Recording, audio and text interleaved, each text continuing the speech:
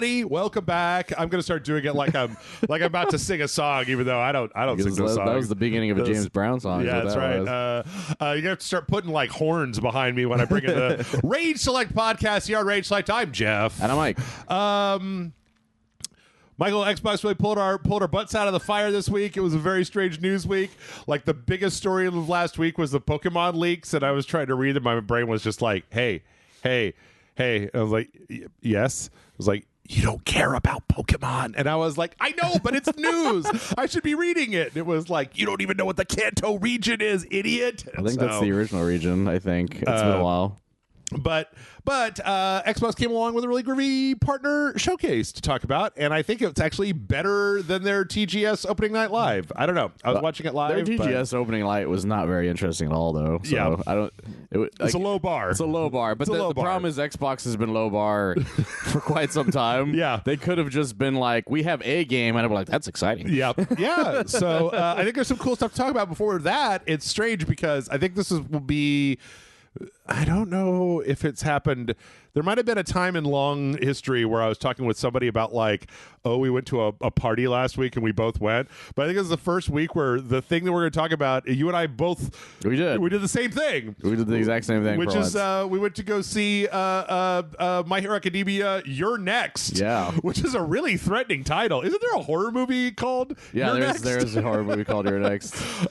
Which, like, people who are fans of My Hero Academia will understand that is not an intimidating or horrifying thing. It's really more of a triumphant, a jubilant thing. It's that great moment where they're like, to some it's a threat, to others it's like, I get what you're telling me kind of thing. But this movie's about somebody taking it the wrong way. Yes. Yeah, it's weird because I don't know how much I could talk about this movie. Because it was just in the theater and had a very limited run. It's not like it's on Crunchyroll, so it's not like I can assume that the people that wanted to see it all got to see it. I have no idea when it's supposed to actually be out, like in a home release kind of fashion. It just went out of American theaters this week, and so it'll probably be 6 months or something before it finally lands on Crunchyroll. That fucking Spy Family movie took for fucking ever to come out in the States. It really varies. Yeah, some come out really quick. Some take fucking forever. I know Dragon Ball Superhero even took forever too. Yeah, it was interesting. It's we had a long conversation in the parking lot about like we did after. Okay, so I have a problem, Michael. You know this problem, but I'm going to talk to the audience about it. And this problem is My Hero Academia is in its penultimate season, and the season just ended, and it ended on like the biggest damn cliffhanger in the history of the entire series, which is saying something given some of the cliffhangers that have been out there. And so this movie inexplicably takes place between like Wednesday afternoon and like Thursday morning. Yeah, it's a very small time frame. But again, we had this conversation in the fact that I've watched a lot of anime movies and especially the Dragon Ball ones. Yeah, and they're like, when would this take place? And they're like, I guess between lunch and dinner. And you're like the one I point to the most is the Revenge of Cooler, or Cooler's Revenge, which was if that for that movie to take place. Yeah. You would have to do things that literally are not canon in any shape, way, or form. Yes, because Goku doesn't come back to Earth directly after the Namek thing, but that movie just goes like, well, but what if he did? I guess, and then it's just that, and you're like, but that doesn't add to like what's going on. It's like, yeah, but what if it did? And you're like, I guess, but that's how this movie feels. You're like, what if they were like had like a couple days or an afternoon where nothing batshit insane was happening, right? And you're like, okay, but that didn't happen. Like, but what if it did? You're like, okay, fine. What if it did? And then like a thing that people definitely would have been talking about when what happened after that started happening, somebody would have been like, dude, can you believe after the last 48 hours that now the fucking the hero of the United States of America is standing on the back of a B-1 bomber heading for Tokyo Bay? I just can't catch a break in this job. The other thing is that like the entire cast would be so tired after what happened. Yes, you'd be like, I guess we're just gonna have to postpone the attack on what we're doing. It really, again, I don't want to spoil things, but it really is a testament that the that in the first like 4 seasons of My Hero Academia, at the end of every season, Deku has to go to the hospital for like a month and a half. Oh like, yeah, he constantly just goes to the hospital. Yeah, every single time. So I guess we can do the basics here. Is there's a new guy in town, and then he's like, I'm All Might, baby. I'm the All Might now. With an asterisk. Yeah, and everybody immediately just is like, what? No, that doesn't make any fucking. I know All Might. We had lunch yesterday. What are you talking about? And you have pupils, and that's just weird. That's just wrong. Where's the huge dark shadow over your eyes that makes you look like a creepy weirdo? And you haven't vomited up blood once since we've been talking. Yeah, not a single time. And it's been like 90 seconds. And that you doesn't never make once any paid sense. for drugs. Yes. So a whole new group of heroes and villains show up, and they do.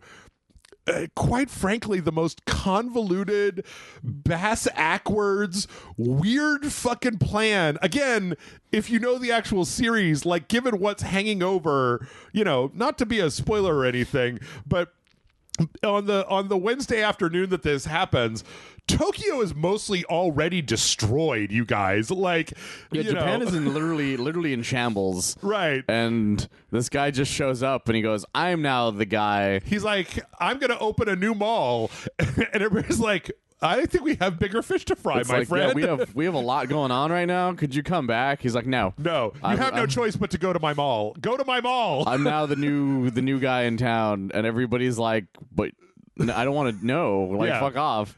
And so they have to punch him to make him fuck off. So, as normally happens, it turns out the Class 1A is just standing in the wrong place at the wrong time, and somebody needs saving, and so Deku goes running after them, and everybody's like, oh, fuck, there goes Deku again. I guess we all better follow him to rescue this rando that just showed up. Not like there's any other heroes in the entire world, or this one guy is this guy that we need to stay really safe and healthy for the next 2 days. Like, yeah, this movie is one of those things where, like, is it me or is Deku like not as strong as he's supposed to be at this point? Like, again, it's the way these movies are. You're like, I know this guy's stronger than this right now, but you're just like pretending he's not. So I guess I have to deal with that. So I have but it's a fun time. It was a pretty good time. I really wish because I watched the finale, and when I went so I watched the finale on Sunday. We watched this on Columbus Day or Indigenous Peoples Day or whatever the Monday was we had Columbo Day. So on Sunday, I watched the finale of My Hero Academia, and I decided to make a night of it. So I watched like the 6 episodes running up to the finale. Okay. So I basically watched my own movie, and then on Monday I went to go watch this movie, and I should not have done that. I should not have watched those 2 things in such quick succession. But it was good. It was a fun time. I think that in the pantheon of My Hero Academia movies, I think I liked it second best after the one where they go to the island. I always forget all the names of all of them. I don't remember all the names either. I remember the second one. Yeah, the second one's my favorite one. The fourth one is the second best. The third one, I don't remember what happens. I think 1 and 3 are about on equal They're about footing. the same to me. My issue with the first and the third one is it just pretends the rest of the class doesn't exist. Right. And that's kind of the issues I've always had with that. I remember liking the third one. I went back and read, let's see. So, okay, it was 2 Heroes. That was the first one. And then Heroes Rising. That was a really good one. Yeah. World Heroes Mission. That was the very strange one. And then You're Next. World Heroes Mission was like, the bad guy was like making people's quirks go crazy or something, and there was like the scamp. It was like this kid, like an orphan. There was an Aladdin that had a bird that showed up, and like they were trying to get a briefcase from him, and Deku's like, somebody's chasing that kid, let me go interfere with this situation immediately. It's always it's just Deku falling in the worst possible moments of every single time things happen. The funniest thing is I know I watched the third one and I generally cannot recall anything that happened in it. All I remember is from the trailer where they give like these 3 16-year-olds like these Spec Ops Black Knight suits and drop them out of like a fucking Black Hawk helicopter in the middle of the night of just like, okay, high school students, you're SEAL Team 6 now. Go fucking murk this guy for us. Go do this shit. Everything I remember is specifically the second movie because that movie has a lot of super memorable moments. This one has a lot of super memorable moments in it too. It does. Like I've been making a lot of jokes, but it was was enjoyable. All I the think, even movie ones are good. yeah, I think that hey, it's your favorite pals, and they're having a new adventure. Go watch it, why don't you? Yeah. Don't stand in the parking lot with Michael and Jeff obsessing over the timeline and the ethnicity of the characters, and that one guy that got shot in the face real hard. Like this is not important. Yeah, these are all they're spoilers, but they're out of context spoilers. Well, go watch it; you'll understand exactly what we're saying. But it's a movie that's like, yeah, if you like My Hero Academia, you're going to love the movie. Yeah. If you don't, you're going to be very confused. Yeah. Oh, yeah. No one who is not watching this show should go see this movie. Like, you would be so confused about what's going on in this movie. You'd be like, why is that guy a mouse? Right. Exactly. Yeah. So, no, it was fun, though. It was fun. If it was still in the theaters, it was a pretty good time in the theaters as well, on the big, the giant screen. It was great. We watched the sub. I don't know if I don't know what the dub is, but I'm sure it's great too. I'm sure it's fine. Yeah. So it was a good time to be had by all. Go watch it. You get to see. You get to see a bunch of weirdos get their butts kicked. Sorry, that's a bit of a spoiler, but I feel like it would have been different if we watched this movie, came back, we were like, Michael, this movie's dark. I can't believe they killed all the Class 1A. They all got killed. Everybody died. They all got shot in the head. And then the ending was like, by the way, this isn't canon. And then it ended. And you're like, okay, that was weird. Right. and then Dr. Rewindo came out with his previously unknown hero. Dr. Rewindo appeared with his quirk to rewind all of time. That's my favorite thing about filler, where they're like, here's a guy with a quirk that has never been mentioned in any shape or form. Yeah. Or like, here's the thing that you can do that will never happen ever again. Yeah. Even though if it did, it would solve a lot of problems. Well, the other thing I thought was kind of interesting, and I think I think the other movies might not have done this, was that boy, they didn't really stop to explain how anybody's powers worked. No, not this one. Not the bad guys, because the main antagonist has a very strange. No, I guess they do explain how that works. But here's the thing: they explain his. They don't explain a lot of the other people's. But but his implementation of that power is very bizarre. No, it's super bizarre. But they just say, no, it's because of this. And you're like, but that doesn't. And they're like, don't worry about it. Yes. And you just keep going from there. And you're like, okay, I guess I just won't worry about that part. But sure. Yeah. I don't know. It's strange. It's very good. It's one of those characters that's like, yeah, they do all the things. Yep. And you're like, okay. Also, I'm just gonna say right now that the last season of My Hero Academia was fucking bananas, dynamite, #1 explosion, murder god, dynamite explosion, the best. I love that that's his name. Yeah. Well, anything quick that you want to run down before you jump into the showcase? Not really. That was really the main thing that we've done that I'm willing to share at the moment, at least. Okay. Fair enough. All right. Xbox Partner Preview, October 2024. We have, this is going to be hard to get through all this, but this is a pretty good one. This is about 30 minutes, and there was a lot of good stuff in here. They started by showing off. Now, Michael didn't get a chance to watch all this, so you're going to get the live reactions from Michael here. It started with the Alan Wake 2 DLC, The Lake House. Oh, okay. It was funny because they had one part where it was they were talking about, it was a summing up of the game or something, where they're like, Remedy's really trying to inject a lot of horror into the Alan Wake 2 universe with this new expansion of the Lake House. I'm like, the whole game is a horror game. I don't know what you're talking about. Yeah, we're injecting the game into the game. Right. That's exactly what you said out loud. But they showed a lot more of it. It looks like, you're playing as an FBC agent and you're in this place. They showed some kind of... So that's the lady who was the main character in that Battlefront 2 campaign.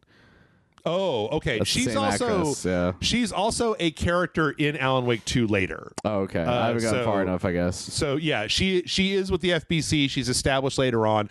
So what they show is really kind of strange. It's because the lake house, I don't know exactly what it is, but there's zombies, and then there's also weird monsters, and they're not just Alan Wake 2 monsters. They're their own monsters. There's a part in this trailer where they show a monster kind of coming out of a painting that seems to be kind of made of the paint. It was really cool looking. It's a really cool visual. Yeah, it's very cool looking. Everything here looks very cool and control and like my bag. It also has a little thing at the end that I'm not going to say because the inclusion of the character there is kind of there's a character that they include that it's like what does that mean? To see what that means for my the goodness. So this is great. This actually kind of makes me wish that Remedy wouldn't waste their time with weird motion comics what if things, no matter how goddamn meta they are. 100%. Remedy is one of my favorite game companies out there because I've never played a game of theirs that I didn't like. And that's very, very impressive to me. Yeah. So yeah, this looks dynamite, and it's out like pretty soon.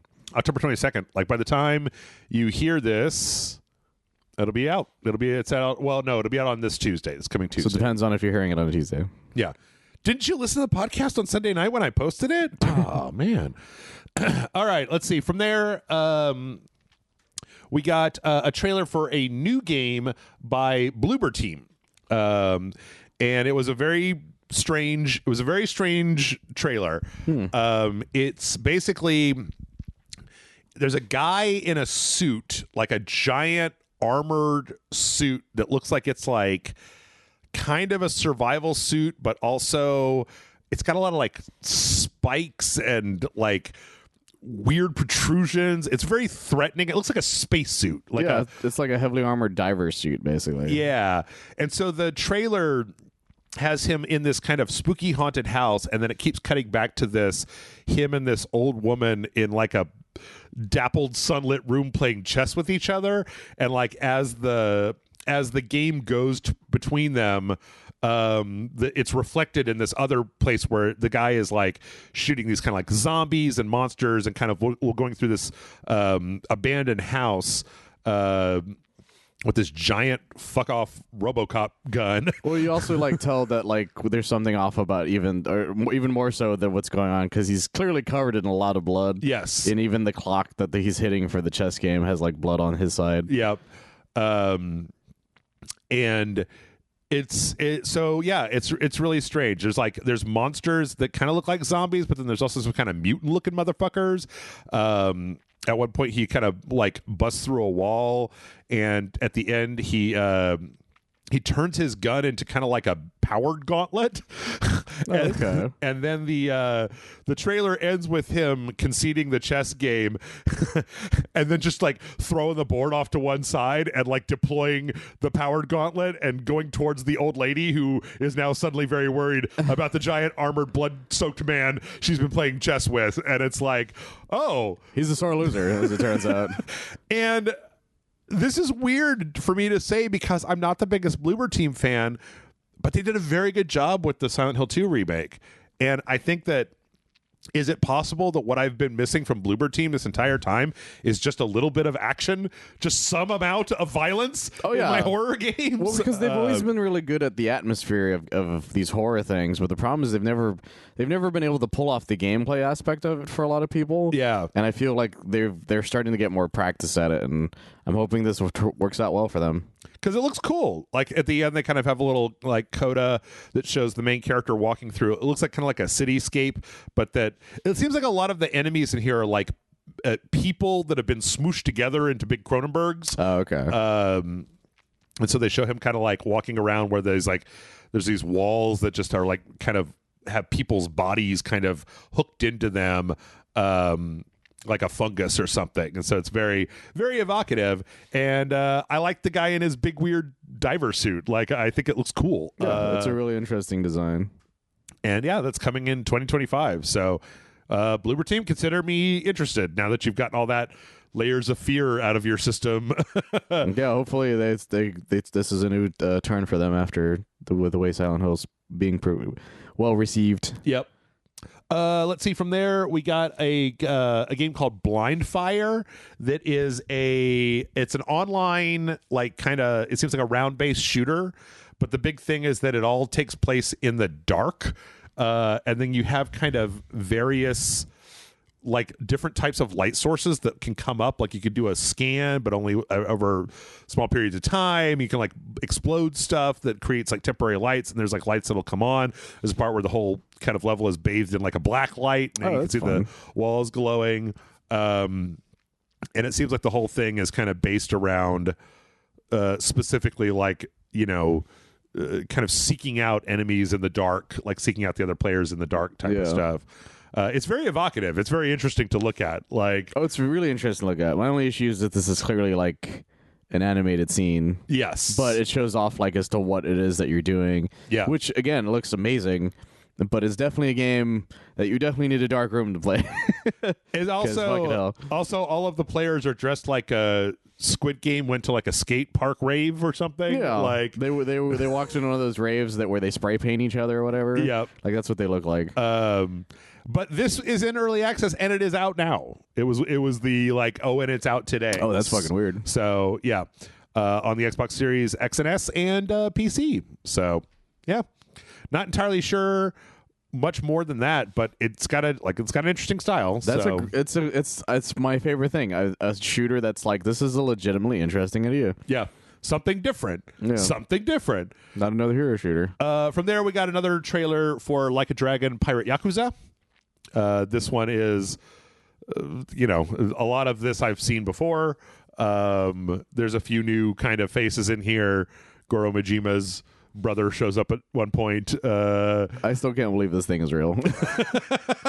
Every time I see it, I'm like, this has to be like a joke, right? It's like, no, this is happening. This is legitimately what's going on. The thing that I just realized they showed him like customizing the boat, and one of the things was just like a full leopard print. Yeah. Like a full leopard print paint job for the boat, for the clipper ship, the Goro Majima on a giant leopard print boat.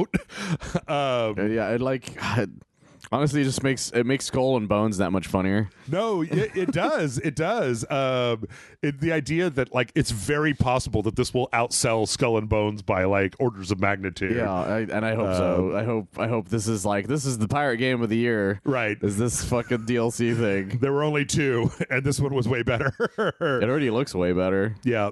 I mean, it's fucking Goro Majima on a pirate ship. And the weirdest thing to me still is that this isn't a period piece. Yeah. It's modern day. He just lost his memory. He's the amnesiac Goro Majima who's decided to become a flamboyant pirate in Hawaii with an actual clipper ship. And it's batshit insane. They show a little bit of like an arena where you can go in and fight. So instead of fighting person to person in the arena, you're fighting like ship combat in the arena. And like I said, they show there's some of the other people there, but yeah, I mean you've sold me. Yeah, no. You've made a sale. Yeah, it's amazing. Like I'm very excited for this to come out. Yep, and I don't know if we had a release date yet, but it said February next year, February 28th, February 1st. As far as I know, we didn't have one. So February 21st of next year. I guess Yakuza is really staking out the like early in the year because that was when Infinite Wealth came out early this year. That's true. So. Let's see. After that, we got a full trailer for that Mouse PI game. Nice. It was previously called Mouse. That was like the first person kind of 1930s squishy, stretchy shooter. I still wish that they would have like cell shaded the environments a little bit harder on this one. No, I get it. Yeah, because the environments are all 3D and like the 3D objects in the environment all look very good, but like the contrast between the environment and the characters is always something that I'm a little sensitive to when the characters in the environment feel really disconnected from each other. Well, yeah, it makes them stick out even more than they would have if everything, like the shading on everything, matched everything. Yeah. They do show in this one kind of a like that you're actually a private investigator, and there's like a mechanic where you have to take pictures of certain things in order to kind of like solve crimes at the end of levels. And also it just is like violent as shit. There's just like a lot of cartoons amazing. Getting their heads exploded. I'm very excited for this game. Yeah, me too. It definitely looks good. I hope it plays well. I mean, that's the thing, is it's got to be like snappy and fun and easy to kind of just like jam around. But yeah, everything I'm seeing here is a yes. It's a yes for me. It's a check mark for 100%. Me. So, and that's coming in 2025. So we got a release date for that. From there, again, I didn't see this one coming. we got a trailer for Subnautica 2. Oh. Which was like being worked on, but it's a cinematic trailer. It was funny because it showed this guy kind of like floating down, into a trench, and then it showed the peeper from Subnautica. Oh, okay. And this guy kind of like a giant like crab like knocks him down, and he kind of gets sucked down into this like whirlpool and is running out of oxygen. And then like another player shows up and saves him, and then a giant monster shows up to threaten the both of them. Having just like this year played all the way through Subnautica finally, because there's a time earlier this year where I was just like, I want something to play that is different. I feel like I'm in just the right place to appreciate this as a sequel. And it's been a while since Subnautica came out, so yeah. Yeah. I mean, they had the Below Zero, but even that was like 2 years ago. Yeah, still quite some time ago. Time flies fast with some of these games. Yeah. And that's coming into early access in 2025. Did you ever do Subnautica? I started it, but I not so much got bored, but I realized like how much of a time suck it would be. Yeah. And it's one of those games where I'm like, this would be. I know if I start and I won't stop anytime soon, and so I kind of stopped after a while. Yeah. But then again, like it's once it becomes too much of a chore, I was like, that's the point. I usually stop with those types of games. Yeah. There was a point later on in the game where I was like, just show me a map and tell me where I need to go. Yeah. Because I don't want to just like wander around in this world. Like I have other games I want to be playing. I need to finish this. That's the problem. It's time nowadays. Like definitely if it's a game that would have came out when I was in high school, I absolutely would have spent hours on that thing. Let's see. From there, I hit the start over button. Oops. Animal Well. We got a trailer for Animal Well with video game Donkey doing like some voiceover for it, talking about the animals and being silly pants. I'm really happy that his little publishing thing is working out so far. Yeah, and that was another, and it's out today on the Xbox. So I don't know if I don't think that they said specifically whether or not it's on Game Pass, but it is out. So okay. From there, we got this one is very confusing to me. A game called Eden Zero that's like a very typical anime brawler beat 'em up kind of thing, but it's like a space adventure where you play as like a guy that's going on spaceships and stuff. And it's like, this should be the game that I want to play, but I hate the way it looks. Like, instead of very clean lines, they have these like very kind of sketchy, dirty lines on all the characters. And I don't know, it doesn't, like, the very crisp 3D characters, but then the actual details of them are kind of like messy and blurry, and I don't much like it. But I went and looked it up, and it's based on, a manga that has 2 seasons worth of anime on it. So I was like, this is clearly based on something. Yes. And I think it's like the writer for Fairy Tail. Yeah, they did mention that. Yeah, yeah, that's interesting. It's one of those things where, like, since these clearly defined character models that are like, because you can tell that they're character models that weren't designed originally for a game look like that. So it's you can tell they're translating it into it. So it's hard to. So, like, you can tell that there's something off about it, if that makes sense. Mm-hmm. And so, but again, like, I'm not saying that they look terrible. I'm just saying that, like, it's one of those things that's, like, tricky about these types of games. It's kind of like when Jump Force came out, you saw, like, a fully lit 3D model of Goku, and you were like, no, get away from me with that. The worst one was when you saw Deku, and, like, this is what Deku would look like if he was realistically just, like, made. Yes. You're like, oh, God, this is dear Lord. hard to look at. Anyway, I don't know. Like, maybe this is the best anime I've never watched. Maybe it's really good, but, like, I don't know. I feel like anime-inspired 3D stuff has gotten really good at the cell shading, and the fact that this is kind of like dirtied up in a way that makes it look sloppier just doesn't really appeal to me, especially with the whole kind of like science fiction outer space stuff. I kind of like that better when it's like more austere, but I don't know. It's coming out next year. Maybe it gets a bunch of good reviews. Maybe I go play it. It could be great. The problem is I don't really know anything about it, and even the gameplay, I feel like we don't know exactly what type of game it is. It looked like a very generic 3D, like, kind of beat 'em up, not exactly Dynasty Warriors, but kind of close. Let's see. From there, we got a trailer for Eternal Strands.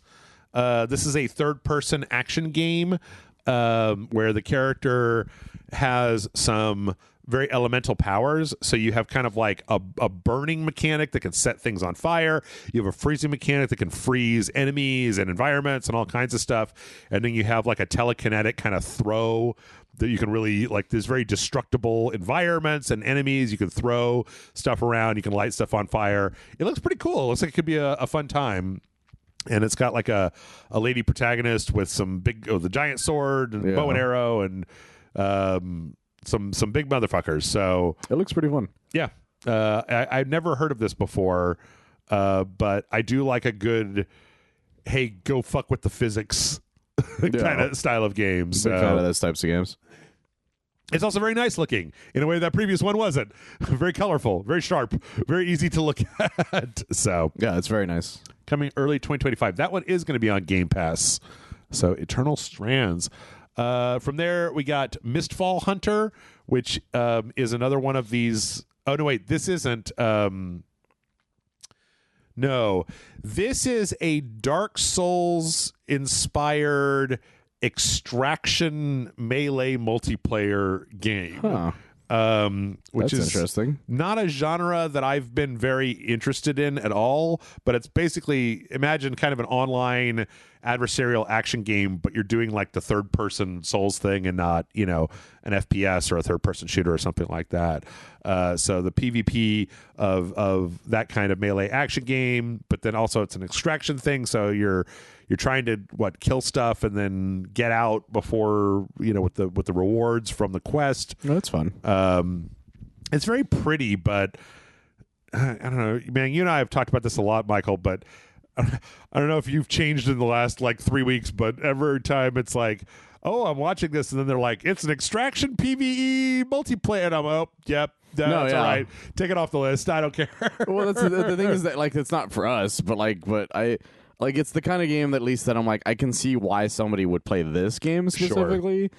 But at the end of the day, it's not for me. The second you say, oh, by the way, this is an extraction multiplayer game, I'm like, well, now it's not for me at this point. So, yeah. Let's see. We got from there. We looked at Wheel World, which is like a kind of an online, or not an online, kind of it's like a cycling game where you're cycling around and you're kind of hanging out with people. I don't really know. There's like some racing components to it.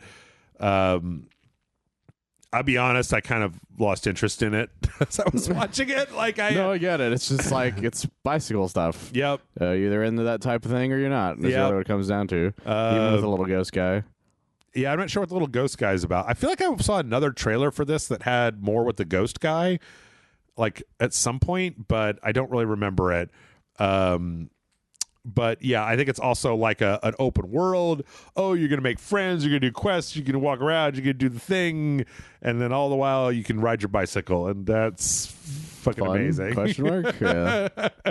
It's nice looking. I'll give it that. Yeah. It's got a kind of a cell shaded style with this kind of hard outlines. It looks good. So we finally got a release date for the Xbox version of Phasmophobia. Oh, fun.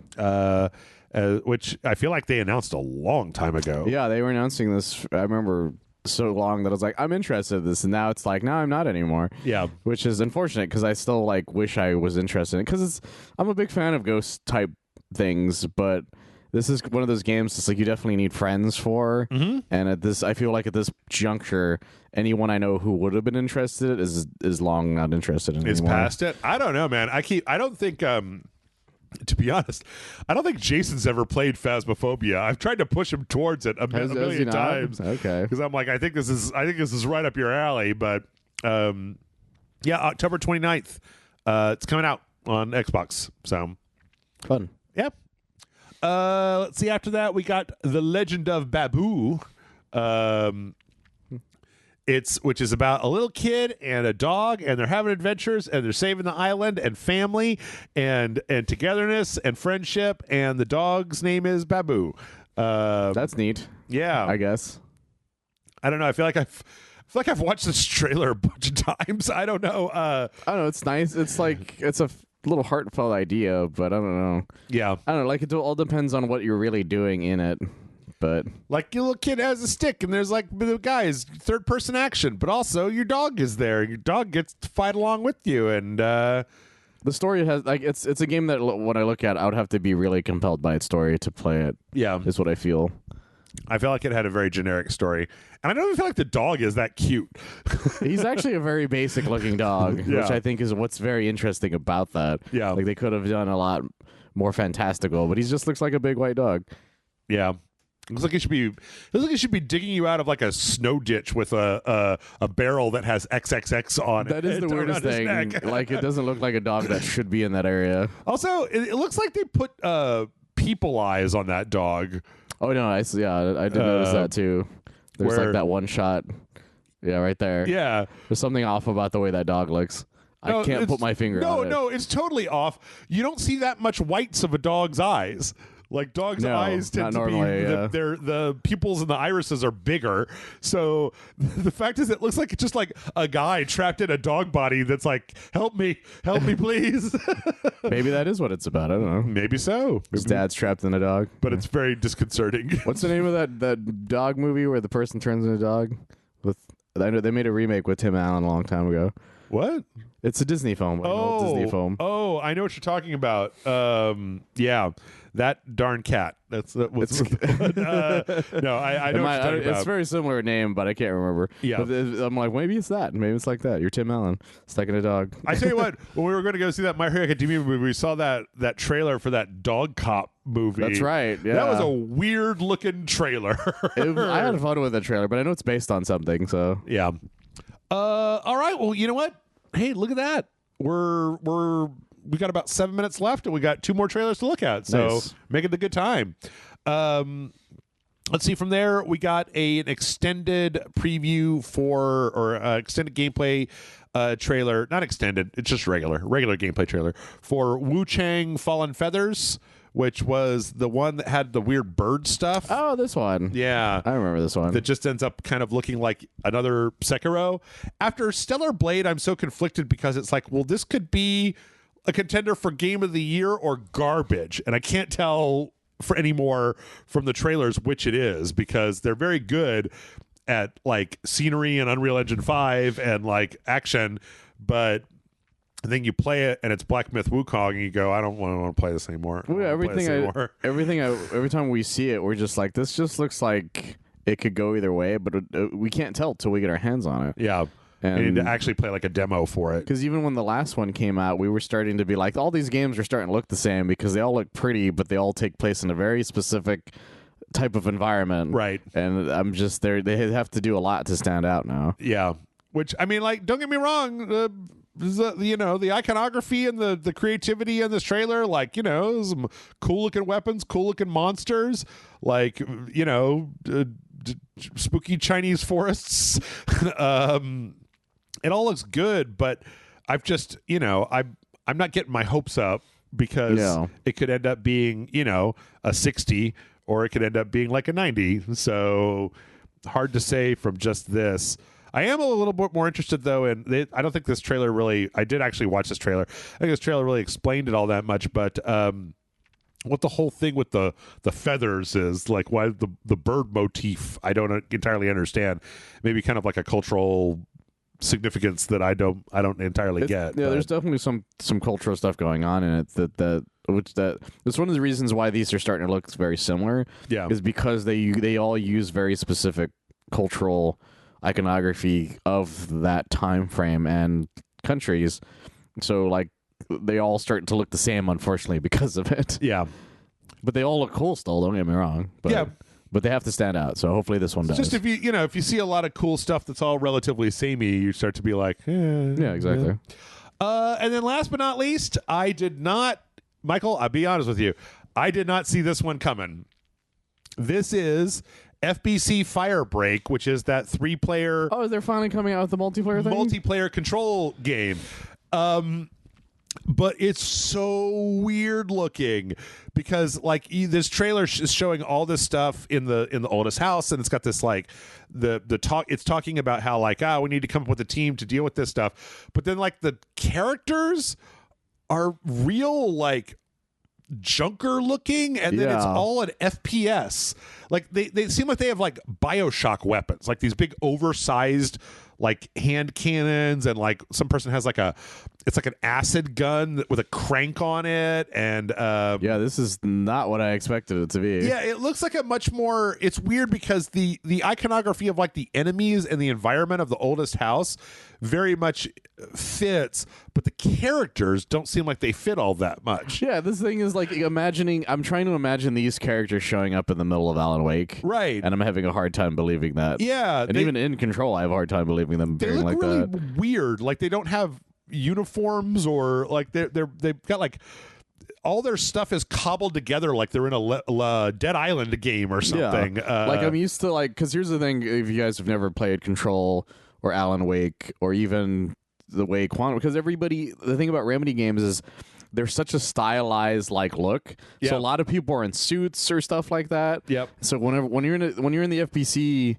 like in Control, everybody just looks like an office worker. They were from either an office worker or they were like in Mad Men or something, right? Kind of thing. And then, except for the big thing they wear on their chest. Big things on their, but that's but that's explained. Like that's the story. But like outside, like what they would normally wear would be that without that. Yeah. So like, and then when Alan Wake, everybody just looks like a normal person. Mm-hmm. Where like even when you see FBC people. But this is just like what? like it's hard to explain exactly what they look like. They look like cartoony type outfits more than they would like a person who would work in Control the way they normally would. So, if that makes sense. They look oversized. They look like they're bigger characters than like the way that, because people just look like normal people. All the characters, like when we look at like when they kind of walk in, they're all kind of wearing, I feel like, these kind of oversized suits. Now, maybe there's a reason, like at the end when they showed that one character, he had like two videotapes taped to his shoulder, and I'm like, maybe the idea is that they're cobbling together like AWEs, right? Like as parts of their suits, and that's why they look so disheveled. Even though there was concept art for this where they looked a lot more like they kind of look like old-timey soldiers. That I remember. But which here, made a little more sense to me. They got these splashes of big bright color on them, neon green and oranges and reds and stuff. Like one of them, the middle guy looks like he's wearing almost like a firefighter outfit, but he's got like an apron, like a Home Depot apron. Yeah, like a leather apron. But he's got like a welding mask on, but he looks like he's got a water heater on his back. Yeah. Like it's just a bunch of random shit on a person. And especially the guy on the left in this part of the trailer we're looking at. Like, that guy looks like he fucking fell down in a Radio Shack and just stood up. He's just got a bunch of solar panels all over him. They're just weird as shit looking. And then when you see them from the first person, like, all of the weapons seem wider, fatter. Yeah. Like, they just seem very unwieldy compared to, I mean, maybe that's the whole point, right? Of Jesse Faden and her fucking cool-ass gun that turns into different guns. And these guys have, like, I'm going to crank this. Because, wait, didn't the guys in Control, they had, like, these big, look like machine guns that were taking off, like, a World War II bomber that had, like, the big circular magazine on the top and then these big fat barrels at the end. So maybe it works. Maybe it works, and I don't know. It's just the colors, to be honest. Well, it's just that it's jarring compared to what we've already seen in universe. Yes. For these characters. Yes. It's like if you were watching the X-Files, but then the next episode of the X-Files was like the characters from Zoolander for some reason. Right. You'd be like, this doesn't make any sense to me. Right. It's also so strange to be this close to the hiss.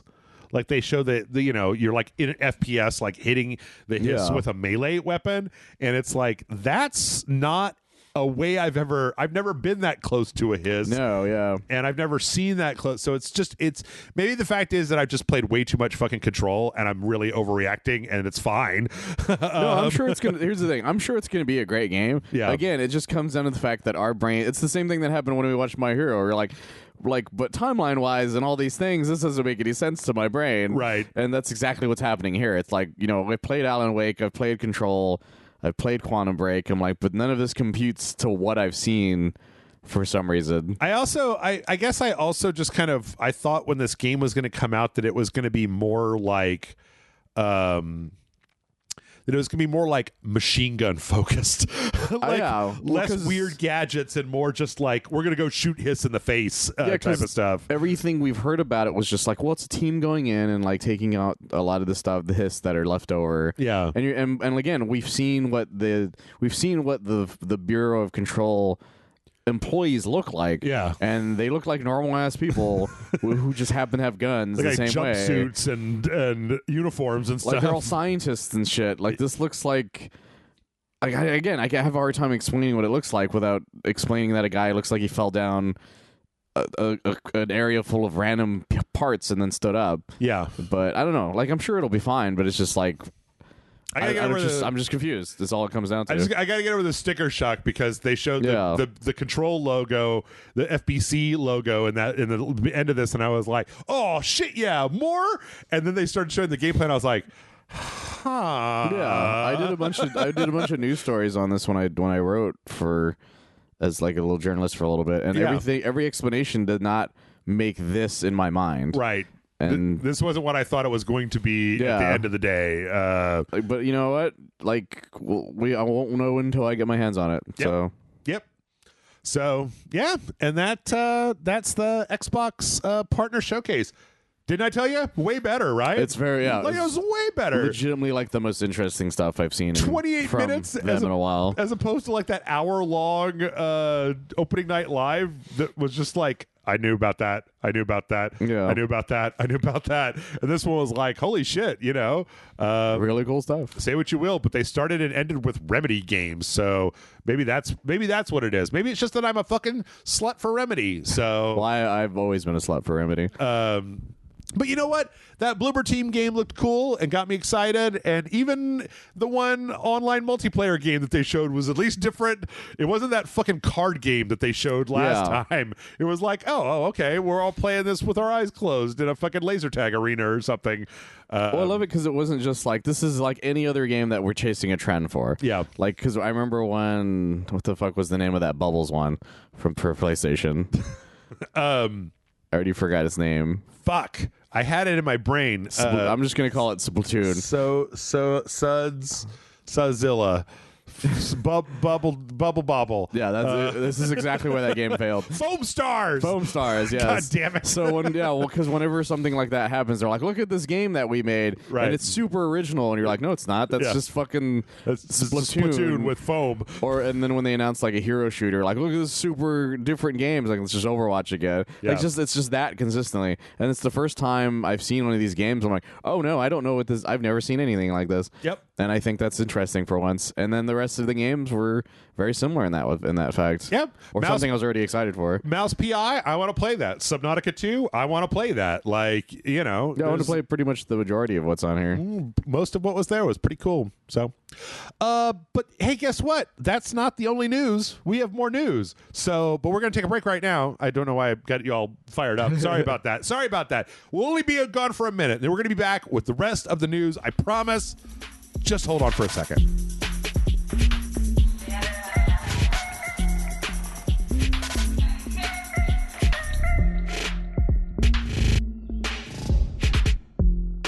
And we're back. And that wasn't too long. That wasn't very long at all. That was just, it was a couple. It wasn't too long. You didn't have to wait that long. All right, so we have some news. It's a real strange news week. You guys all should be glad that we had the nice Xbox thing. Yes, because it's a real potpourri. As previously mentioned at the top of the show, Game Freak got themselves hacked. Yes, they did, baby.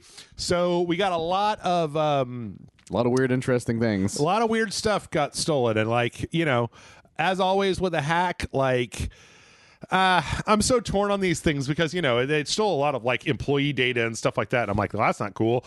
But by the same token, they also took a lot of current and future plans, which game companies are very secretive about. Yes, which I don't feel like talking about hurts anybody. Well, so my favorite thing about these versions of leaks is that not only did that stuff come out, but weird scrapped ideas also came out from it too. Yep, and those are my favorite ones. Yep.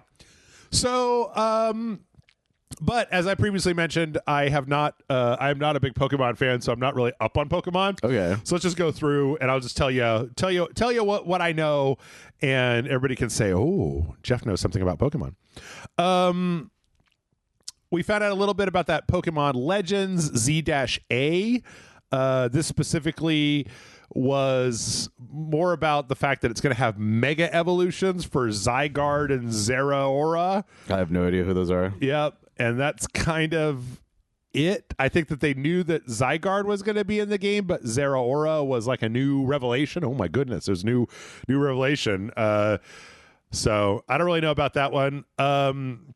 We found out that there is a this is the next generation of Pokemon games, and this specifically was tied into the fact that like the next generation has 2 SKUs, and apparently one of them is going to be on the Switch 2, which you know, I'm fucking not like breaking news there, man. We've known about that shit for a long time. It's the worst kept secret on the planet. Yeah. And then, like, even before we knew it was a thing, we were like, it's probably a thing. Yeah, it's like, been years, absolutely years since the Switch 1 came out. So Yes. it's like, of course this was going to happen. Yeah. So apparently there's going to be it's going to be primarily focused on the new Switch, but then there's also going to be an original Switch version, and there going to be an archipelago of islands. People are speculating that it might be modeled after Greece. The last one was... What's the word? Modeled after the Iberian Peninsula, I guess. Okay. Even though everything was very, I guess, Spanish, but I don't really know. I don't know. Yeah, they've done very. I'm always surprised when it turns out that things are based on an actual real place. Yeah. But it's always really cool when you can recognize what it is from looking at it. Let's see. There's a new multiplayer game in the works called Pokemon Synapse. This is not an MMO. Could it be another fighting game? The only information I have on it, because I didn't go down the full on rabbit hole. I went down it on the weird shit, but not on this shit. Okay. This is basically from a Kotaku story, is what I'm just cribbing these notes from. Has been compared to Splatoon. Oh, so some kind of like team based. I guess the idea is like Game Freak is like, oh, people like an online shooter with teams fighting each other, full of interesting characters with different abilities. Well, hold on a minute. I've got like 4,000 unique characters with interesting abilities. Well, we can do that pretty easily, yeah. So I think some kind of Pokemon-based hero shooter, but maybe not violent so that kids can do it. So something more like Splatoon, where it's like some obfuscated violence so that parents are okay with letting their kids play it. Yeah, that could be fun. Could be something like that. Let's see. After that, we found out about the anime. There's apparently the 24th animated movie is called Project Bauer. There are 24 Pokemon movies? Apparently, that's what this says. I only got up to 3 when I stopped. Yeah, apparently this is like, it's supposed to be like a reboot. It's supposed to be a little bit more adult. It's supposed to talk about like bullying and some more adult themes. But the thing is, there's this one image of the lady holding on to one of the bird guys escaping, and all anybody cares about is that this lady under her arm has this little like weird marshmallow dog looking thing. Oh, that's fun. And they're like, what is that? You tell me what that is immediately. Yeah, because that's not as far. Yeah, I guess that's not a current Pokemon. So. Yes, but then they also said that the movie wouldn't have any new Pokemon in it, so that's probably not a new Pokemon. It's just like a weird dog. Yeah, but normal animals don't exist in Pokemon as far as I know. So yeah, there's gonna be two protagonists, Modern Kanto. And I think a lot of people are excited about this one because it's supposed to be more of a grown-up story. It's supposed to be like a story for the people that grew up with Pokemon that are now like adults that want to watch some adult shit and not just like, I'm gonna get him. I'm coming out. I'm gonna get that Pidgey. Oh shit. There's also another animated series Well, that we've known about. They've been working on that for a while. Yeah. I think this is one that hasn't even aired anywhere else yet. There's the current one that aired in Japan. I don't know if that one's out in the US yet or not. Oh wait, but is that maybe that's the one I'm thinking of? Yeah. the one that takes place directly after Ash's stuff is done. Yeah, and I think this is a new one after that. So even that, okay. Yeah. Okay, that's interesting. 12 21-minute episodes. It's been in development since 2022 because, fucking anime takes a long Project time. Reload, so I don't know, maybe it's another reboot. Who knows? Yep.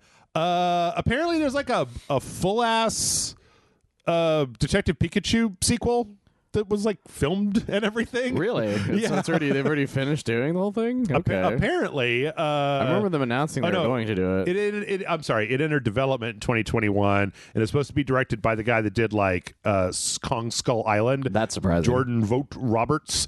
But there's no real information about what it actually is, or what's going on. I'm still curious as to what it is because of the way that movie ends. You're like, how would you continue from here? Apparently, it's also supposed to be the second part of a trilogy, so they're supposed to have 3 total movies. But whether that happens, leaves even more questions. That just raises further questions. Yeah, and that's kind of it. Outside of the weird shit, should we talk about the weird shit? The weird shit's my favorite part. So the 2 things I know is so there was one. This is the one that I think is the more PG rated one. There was they put out some concept art for what was this? It was the Ruby and Sapphire starters. And so those were originally I don't remember. But anyway, these were like concepts for the originals. And so one of them was this bird that was a fire type that turned into an actual Pokemon. One was a lizard that one turned into an actual Pokemon. But then the third one was this rabbit that has like a inflatable like tube around its waist called War Rabbit or like something like that, and or Wallabbit.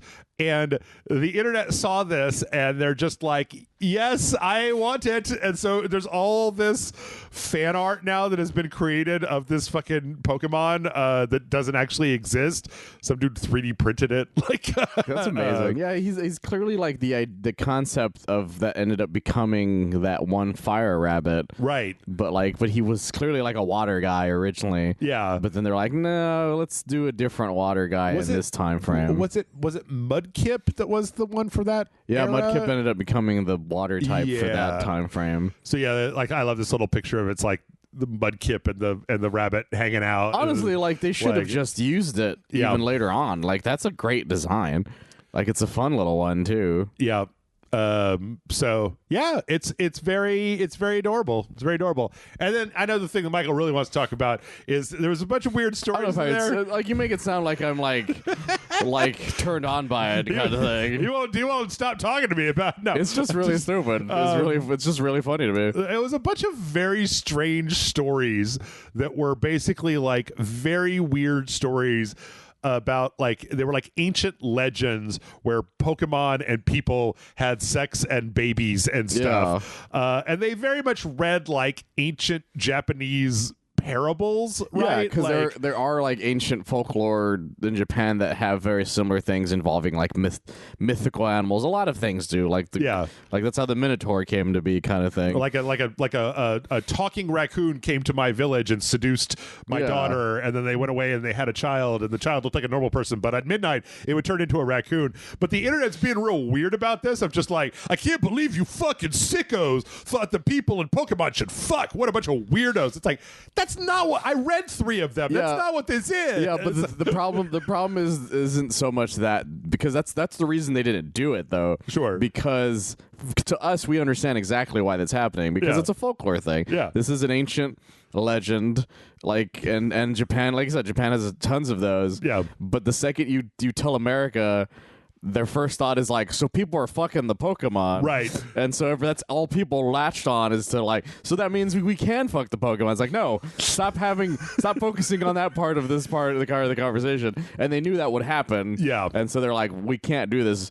But the fact that there's 3 of them clearly means somebody keeps pushing for this to be a thing, which is the other thing people are like latching onto the idea of. Either that or somebody tasked some person at the office to be like, hey, why don't you go write a few like legends of the Pokemon universe that go back to this stuff and just do whatever, man. Just do whatever. Like don't like make it seem like it's an actual weird cautionary tale about like one of them is like a very hardcore like cautionary tale, right? And another one's just like I met a typhlosion or whatever the fuck they're called, and I woke up and I had the next day I was ended up having been pregnant. It's like what? Wait, what happened there? Yeah, like I'm sorry. I was trying to find typhlosion. That was his name. The best part of this was from another article where people are also now drawing the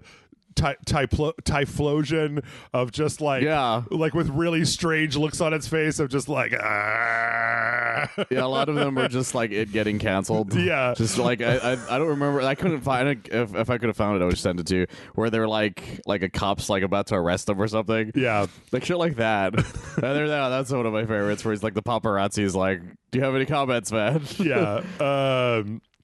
Those are pretty fun. Yeah, my favorite was that this is the way I discovered it was really funny because there was the ukulele doing the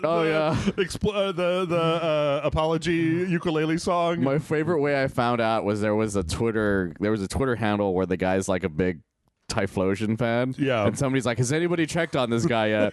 And he retweeted going, why would you check up on me not knowing what was going on yet? And they're like, I'm so sorry you had to find out this way. Oh no. It was bad. I don't know. God. Like I don't think I don't put a lot of stock in that one until you can I mean, if that's the way that you feel about it, please don't read any Greek mythology or Chinese mythology or it's just really any mythology. Well, the reason it's weird is because you remember that Pokemon is for kids. Sure. And so the fact that they even were like, could we do this was like by default is strange. Like no matter what, because again, even kids are the main audience in Japan. Yeah. But they're much more accepting of weird shit, I feel, at the end of the day. I don't know, man. I also like the thing I get it 100% either way. I actually really like the fact that these things exist because I'm like, so you motherfuckers have tried to figure out what in the hell it means that you've got all these weird sentient person-looking motherfucking animals walking around talking, saying their names out loud, and you're like, you know what I'm going to do with them is I'm going to shove them in a ball and make him fight an electric rat for my entertainment. And it's like, what is this world, man? Yeah, and before we continue real quick, I just want to bring up the fact that there was a lot of games that even get released that are localized that have those ancient folklores that work out fine. Yeah. Phoenix Wright comes to mind. The reason the Phoenix Wright one makes me laugh is because Phoenix Wright Phoenix Wright's translations like this takes place in LA, by the way. But by the way, we have this ancient Japanese festival all the time about this legend about a phoenix. You're like, I'm sorry, what was that? Yeah, just kills me every time. I don't know. It's if they didn't put it in an actual game, I don't think it counts. This is like Jack Thompson getting all exercised about hot coffee. Yeah, and it's like it's not in there, man. It's not in there. It never actually happened. Like it's concept stuff. It's not even like they put it on their website and then they were like, "Ooh, that was a bad idea. We should take that down." It's like, no, man, this shit was hacked. They read this and went like, "Well, that's interesting," and should never see the fucking light of day. It's like when you play a game and you find out there's a secret alternate ending where something super fucked up happens, right? And then people won't let it go. It's like, yeah, but that never happened. Like it was a concept art that never worked out. Yeah. So like, just leave it be. Yep.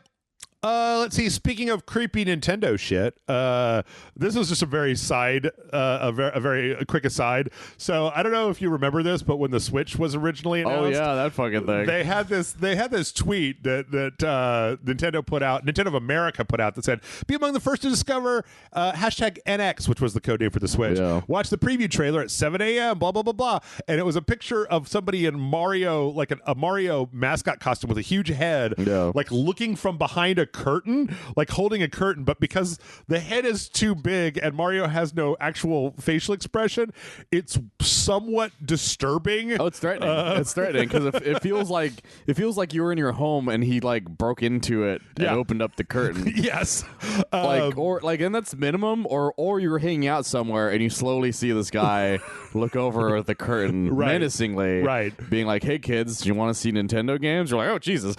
So some of the former hosts from Nintendo, Kit Ellis and Krista Yang, have this podcast called the Kit and Krista Podcast, and they specifically got a question from one of their patrons about like, do you think that something like this will happen again? And they kind of told the story about how like there was a guy at Nintendo that was in charge of promotion that was like every tweet must have a picture, and they had an idea about taking this picture, and they took it and they looked at it and they were like, I don't know if that really works. But then there was a day where they needed a picture to go with this thing, so and someone just grabbed it and they were like, it's a picture of Mario, you weirdos, here you go.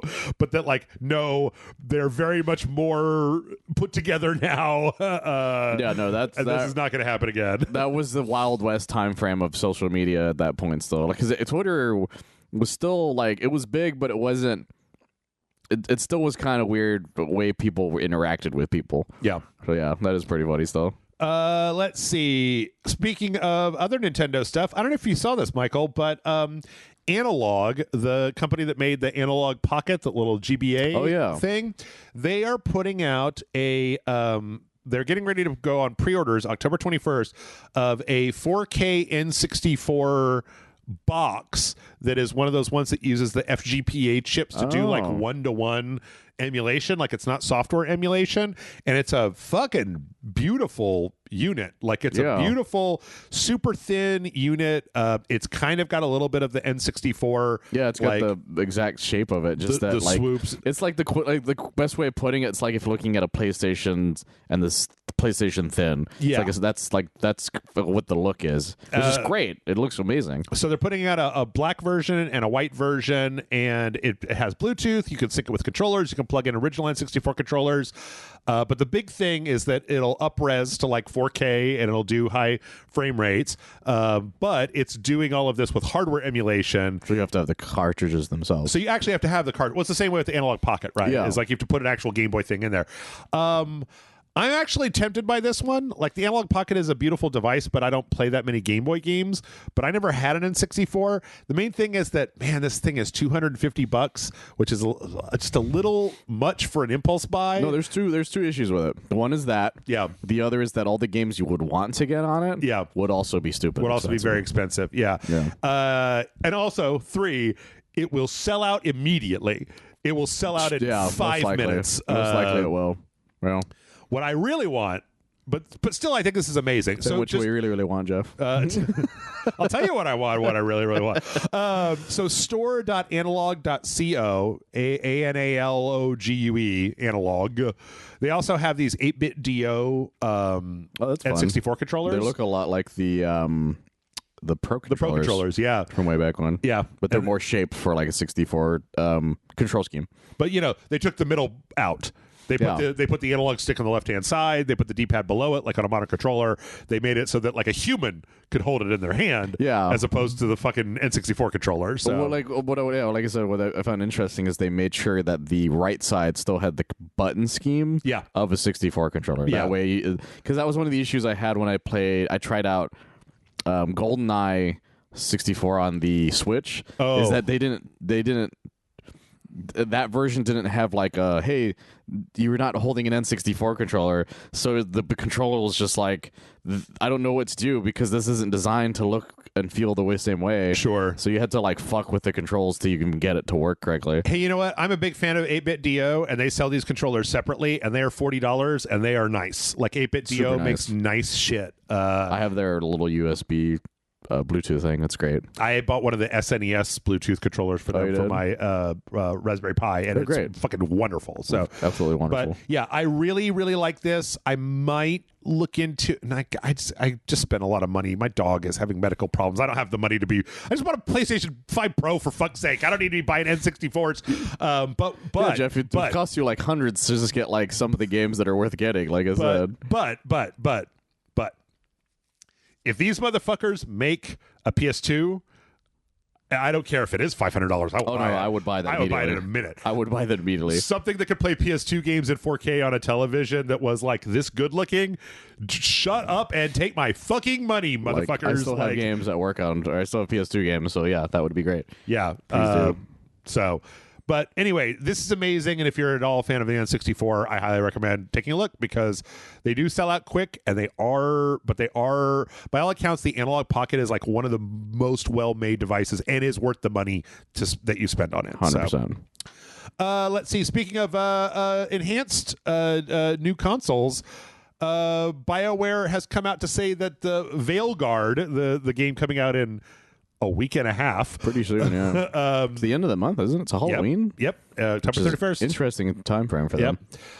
Is going to have PS5 Pro enhancements. So there's another game to add to the list where basically, like, instead of having to choose between ray tracing and 60 FPS, that they will have a 60 FPS mode with a certain amount of the ray tracing turned on. Okay. So, which is cool. I mean, like, if that's what it takes, I've kind of gotten over the sticker shock to the point where I'm just like, all I really want to do is play video games and be very happy doing it. Yeah. And I haven't been happy with having to turn on performance mode or dick around with that shit. So if there's something I can pay to not have to do that, it sucks, and I wish it didn't cost that much, but I'm still going to do it. So yeah, I'm very excited to see how the PS5 Pro works for a lot of games, because they had said, like, hey, other companies are willing to make their enhancements, they just haven't done it yet. Yeah. So we'll see who ends up doing it at the end of the day. Yep. So yeah, if you're interested, it's coming out at the end of the month, and so is the PS5 Pro is early November, yes, I believe. So yeah. The 7th, I think. Let's see. Xbox is finally putting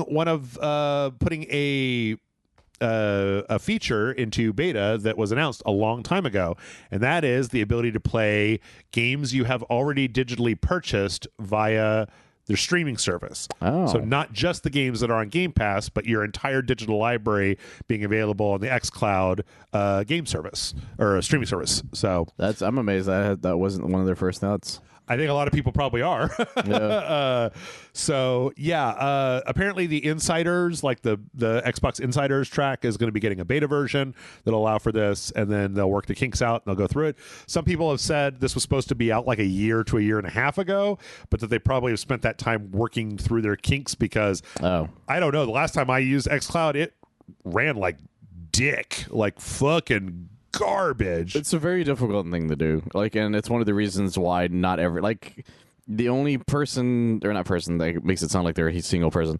The only company that desperately tried that said it to the public was Google, and even they gave up, and they're a fucking giant. The best one was NVIDIA. Yes, NVIDIA was really good about it. But that was because, like, they literally were putting their latest chipset video cards in the servers that were doing it. So, like, if the server can run at 400 frames per second, then getting a measly 60 frames per second stream to me is not that hard. Yeah. So it was a very smart idea. Yeah. But yeah, that's coming pretty soon. So, hey, if you got an Xbox, you got Xbox Game Pass, that's something to consider. Play Dragon Age on your phone. Or don't. Also, Xbox Game Studios has a new boss. The previous boss was Alan Hartman is retiring at the end of November, and the current boss of Rare, Greg Duncan, is taking over.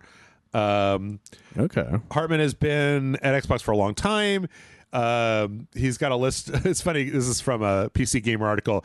He's got with a list of credits across everything from Age of Empires to Forza. Huh. And I'm like, oh, are you the reason that I don't fucking plug my Xbox in anymore? It turns out that might be the case. Alan, is that your problem, Alan?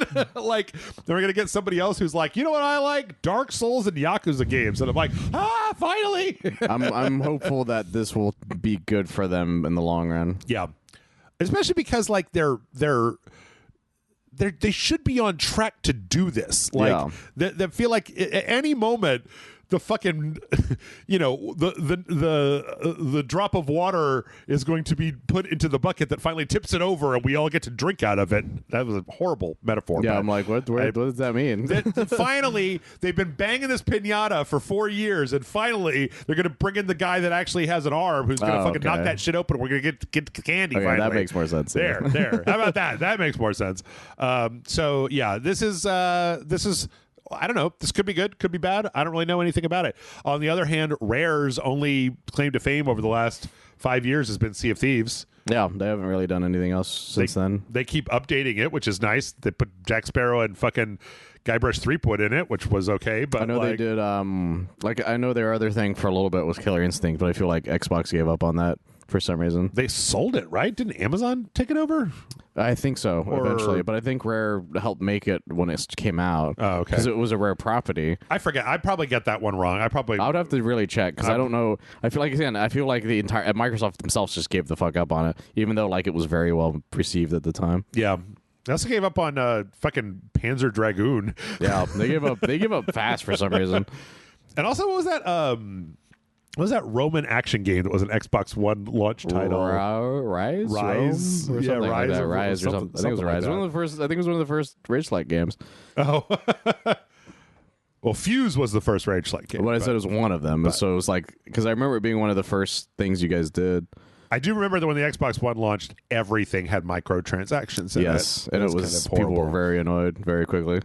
Let's see. In other Microsoft news, Microsoft has settled a weird antitrust lawsuit that a group of gamers filed in California. Interesting. I might have mentioned this to you a little while back. This was after they did the Activision Blizzard buy, and basically a bunch of people filed like a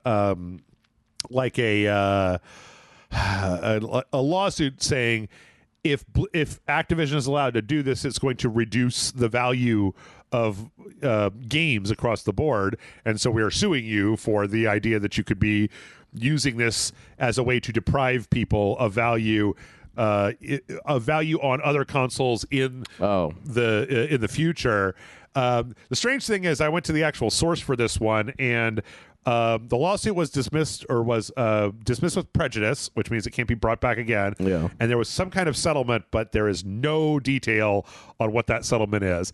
I think this is probably a nuisance suit that, like, it most likely was. They probably just flipped, $500K to get these people out of their hair.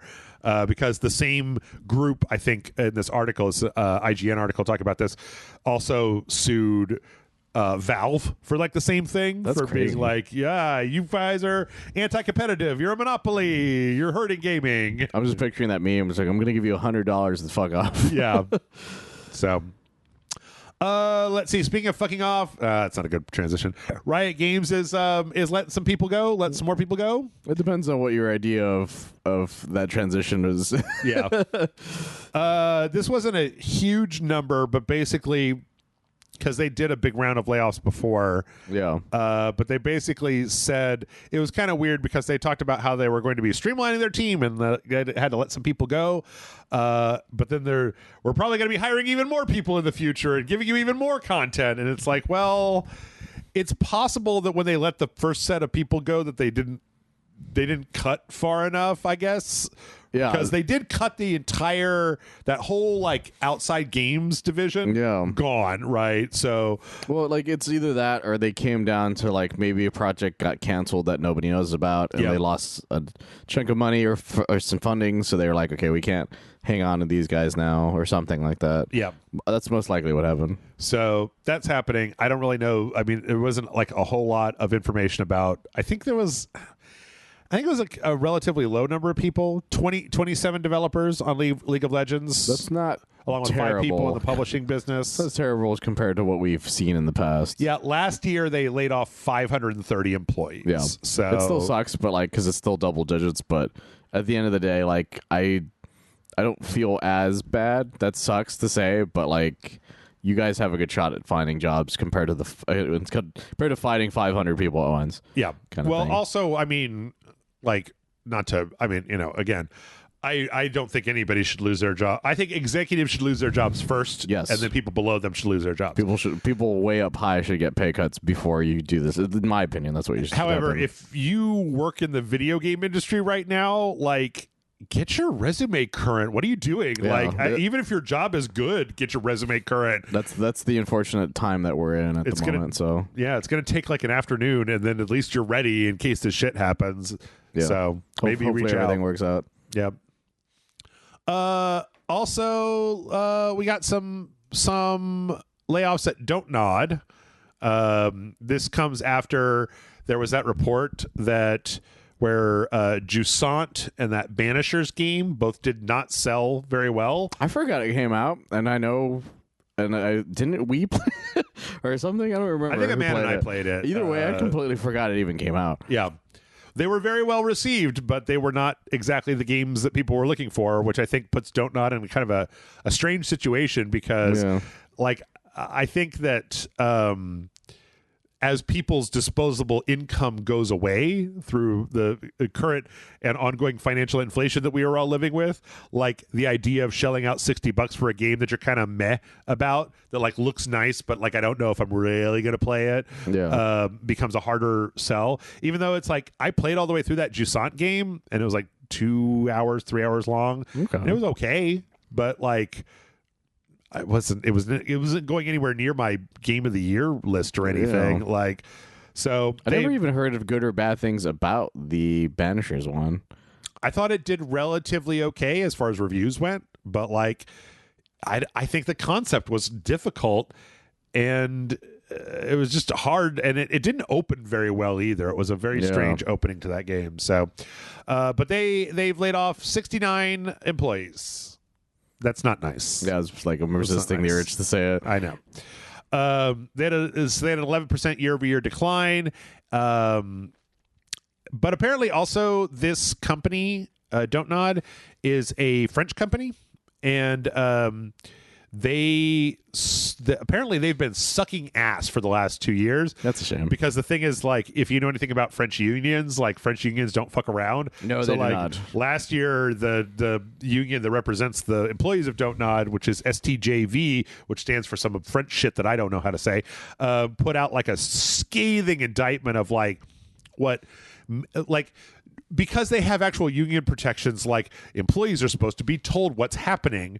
And apparently like management decided that they were going to post stuff on a physical bulletin board in the office at a company where 75% of the staff work remotely. Oh, it's one of those ideas. Like that. Or that like people were getting moved into projects and then they had nothing to do, or a project would get canceled and then people would get shuffled into another project without being told like what they were supposed to do. Yeah. There was a survey that was done a year ago where like they just, 30% of people were like, I would not recommend to a relative to work here.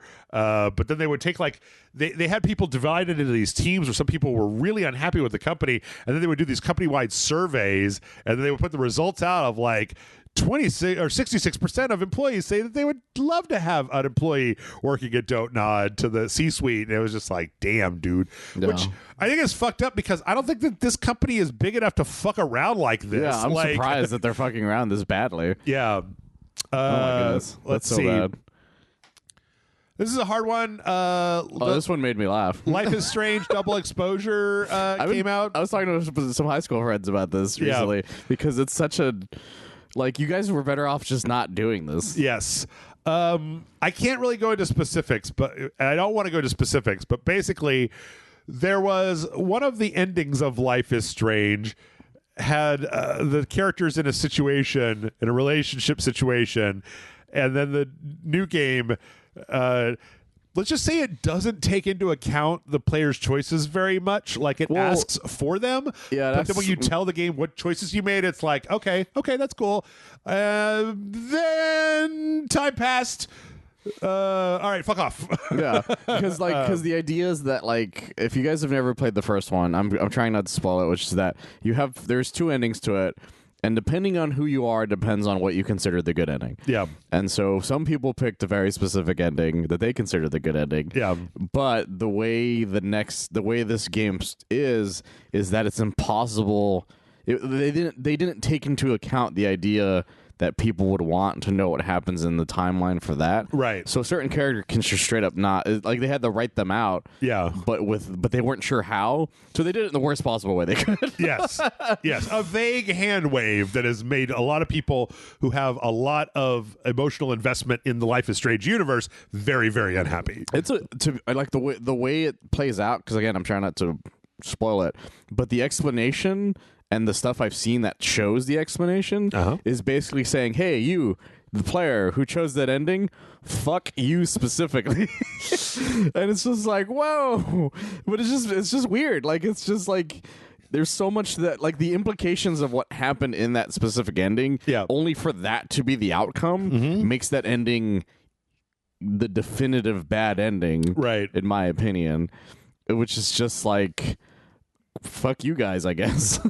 I don't know, man. I feel like this is another one of those things, we've talked about it from time to time, where it's like, don't anger your audience. You don't have that big of an audience. No, you don't have enough of an audience to be like, well, then get the fuck out of here. Like, don't do that. No. Don't do that. It's the ultimate, like, man, you go, like, they were better off just being like, this is the ending, and then don't worry about it, right? Kind of thing. New game. But instead, they were just like, no, you're ending your choices.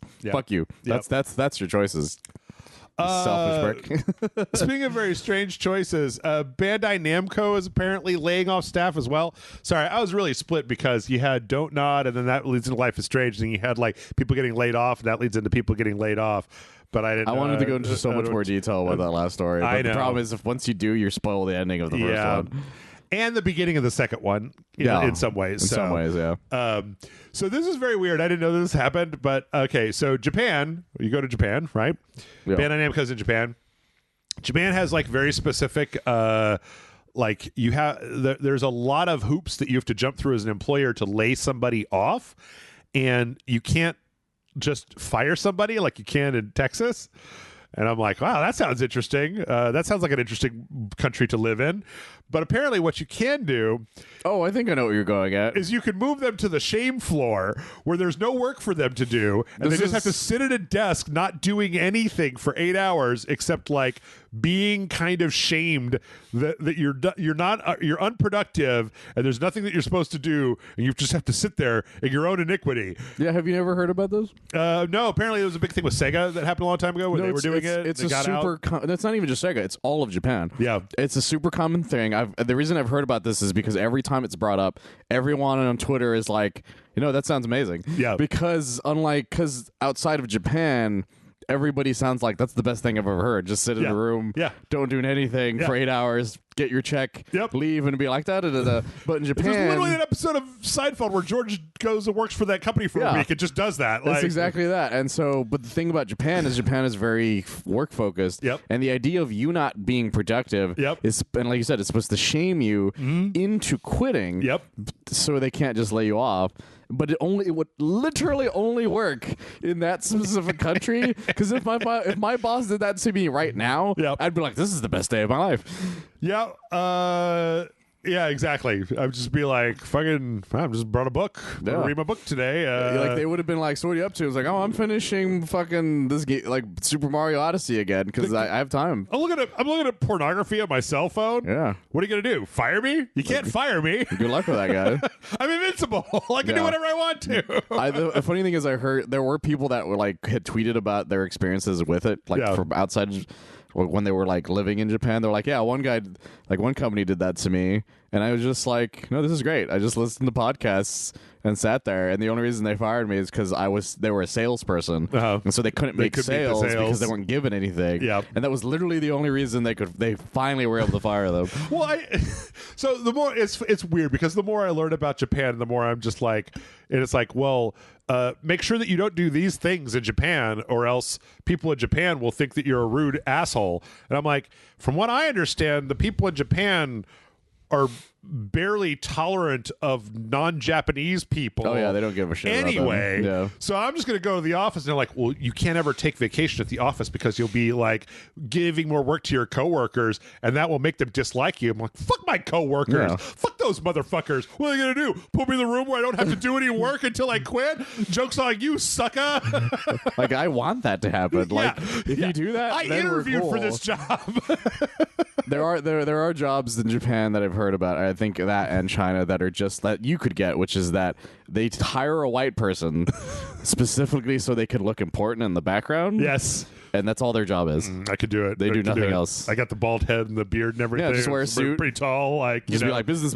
Yes. And they're like, that guy knows what he's talking about. I'll wear the tie. You should hire us. Agent 47 with a big beard, you know. You're just dressed like Hitman the entire time of your work. Yep. That'd be really funny. What they should do is they should hire me to go into the room with the people that are being shamed. And then I'll try to strike up conversations with them, and then they will quit immediately. Then they'll be like, I don't care about Metal Gear or Dark Souls. Stop it. I'll leave. Fine. Oh, Are you God. sure? I have so much more to talk about. Hey! Have you ever heard of Armored Core? Like, oh, fuck. Do you want to hang out this weekend? We can totally go to karaoke. I know all the words to all the songs very badly. And I have no shame because I am American. I think they would have fun with that part, though. Yeah. Based on what I've heard. Anyway, also part of this was that apparently Bandai Namco was working on some kind of Switch-specific game, and they canceled it. They're like roping in a lot of the stuff. I always keep an eye on Bandai Namco because of Elden Ring and FromSoft. And they handle like every anime game in existence, basically. Some people have been a little critical about this because, as you have pointed out to me, and as the internet will not shut up about, Dragon Ball Sparking Zero sold like 3 million copies in the first 24 hours. Yeah, it's fucking insane. And they're like, well, why are you putting people in the shame room? Fucking Goku saved their jobs, motherfucker. Yeah. And the other news is that they canceled other anime games, most likely. Oh, yes. Like the rumor is that there was a Naruto and a One Piece game and the Naruto game, and so people were just like, I don't know what's happening here. And I like, my theory is that Dragon Ball sold so well, we're like, well, just work on that game. Like, just keep adding stuff to that, because they've already shown off the DLC, the first two DLC packs kind of thing. And another thing, I think they're just focused on like Dragon Ball stuff again. Well, it's very interesting. I think it's because Naruto doesn't sell anymore after it's over, and that One Piece, they spent a lot of time and effort on that One Piece game. As near as I can tell, it did not sell the way they want it to sell. No, and it's never going to. And I don't mean that in like One Piece is bad or anything. Yeah. I mean that in the fact that like the reason Dragon Ball spread the way it did across the world is that it came out at a time where anime was only like what you got on television. Yeah. And so Dragon Ball and Gundam and all those shows became big because that's what we were getting like legally. Because of course me and you were just, we torrents, DVD trades. I remember before that VHS was a thing. Trades, that kind of thing. Because that's how I grew up on. And then eventually I got what we all have got Macross and Ninja Scroll for me. That's all I got. And that's what happened. And One Piece unfortunately was still part of that thing. Yeah. But it was part of the 4Kids chunk of anime. Yeah. Which, if you guys don't know, 4Kids is the people who are like, anime is great and all, but what if we censored it like as hard as you possibly could? And so it caused a lot of those animes that probably could have been even bigger than they were to be held back because all people remember are like, well, Yu-Gi-Oh! Every time they threatened somebody, they just pointed their hands like they had a gun in their head because they were supposed to have a gun in their head, but they edited it out. And I remember 4Kids had Dragon Ball Z Kai originally, and it was the funniest version of Dragon Ball I've ever seen in my life. It's funny because the more things change, the more they stay the same. When I was a kid, it was a company called FHM that put out a lot of the stuff, and they edited Macross so hard to take out any fucking violence, and they put out like Mazinger and Guy King and those kind of old like mecha shows that I have come to learn are all incredibly violent. Hell, when I was a kid, they put Voltron on Nickelodeon, which also is incredibly violent when you don't cut out everything but the mice and the princess. Oh no, Voltron, help me. Like I remember, was it Voltron, the one where like a character is supposed to have died, but they had to, since they didn't want characters to die, they had to keep editing scenes of him back into episodes. I don't remember if that was it. I heard there is a show that's like that. A character's supposed to die, but they're like, well, kids can't know characters die. Right. So we're just going to keep like using the same footage and giving him new lines, even though he clearly is not supposed to be there. We've talked ourselves into an anime corner. Yes, unfortunately, yeah. All right, lightning round. This is a for real lightning round, so let's go. Boom. Apparently, Concord has been getting a bunch of updates on Steam, like a bunch of back-end updates on Steam, according to SteamDB, which means that it might be getting ready to go back to free-to-play. It has to be. That's the only thing you can do, because you can't waste that much amount of work, like especially that amount of money. It's possible that there might be a system in place where it's like Sony has a thing where they just update all games with like security patches or something, and that one might be getting like legacy patches. It's possible. Even not, but there might just be patches they were working on before they shut it down too. Very well could have been, but there is a lot of history to it, and so there's a good possibility that it might be getting ready to go free to play. Payday 3's developers still think, speaking of failing video games, that they can bring it back. There was some interviews where they said that, like, before the launch, they couldn't really even see the problems that they were having, but they're dedicated to trying to kind of rework it and bring it back. Michael, I didn't know this, but apparently, according to SteamDB, this is a story that, on a website, so I'm not sure exactly what day this was. The person reporting it said there were 729 people playing Payday 3, according to SteamDB, which is not a good sign. It's not a very good sign. It's a lot more than some games at this point have gotten. Yeah. But, like, that's not good for, Payday, which was known for being one of the fucking top tier ones. Goddamn. For reference, that's less than 10% of the people playing Payday 2. Yeah. So exactly. Like, all it's done is proven that, like, this game failed to capture that audience. Whether they can pull out of that, I don't know. I don't think you can as much as you used to be able to pull out of a tailspin. So. Well, what they should the only way they could do it is would they do what Final Fantasy 14 did? 16 14. Yeah, just shut it down. Shut the whole thing down and just rework the whole thing. Yep. Like, and then maybe you can bring that studio back or those people back. Have those 700 people play your game while you're trying to fix it. Look, it's a bad idea. I feel like especially if, like you said, less than 10% of your other audience who are clearly already giving you money still. So yeah. Yep. Let's see. IO Interactive came out and said that they're going to be publishing this game called Mind's Eye. So Mind's Eye is a game from one of the producers of GTA and Red Dead Redemption. And they went into, basically, they had two things. They had something that's called Everywhere, which was an Unreal-powered MMO that's supposed to contain other games. It was supposed to be this big kind of thing. And then they also had this game called Mind's Eye that was kind of a futuristic crime thing developed in Unreal Engine that has a very small teaser that looks okay, that was supposed to be published on, like, consoles and PC and also in that Everywhere app. Like, but apparently IO is taking a stab at publishing by putting this out onto consoles. There's a very short trailer online. Michael, you just saw it. Yeah, I think it looks kind of interesting. It looks really interesting, and it's this cutscene stuff that they did with this. Yeah, everybody looks amazing. Yes, and you can tell that it's like within the engine itself. Yeah. So yeah, I don't know. I never heard of it before today, but same.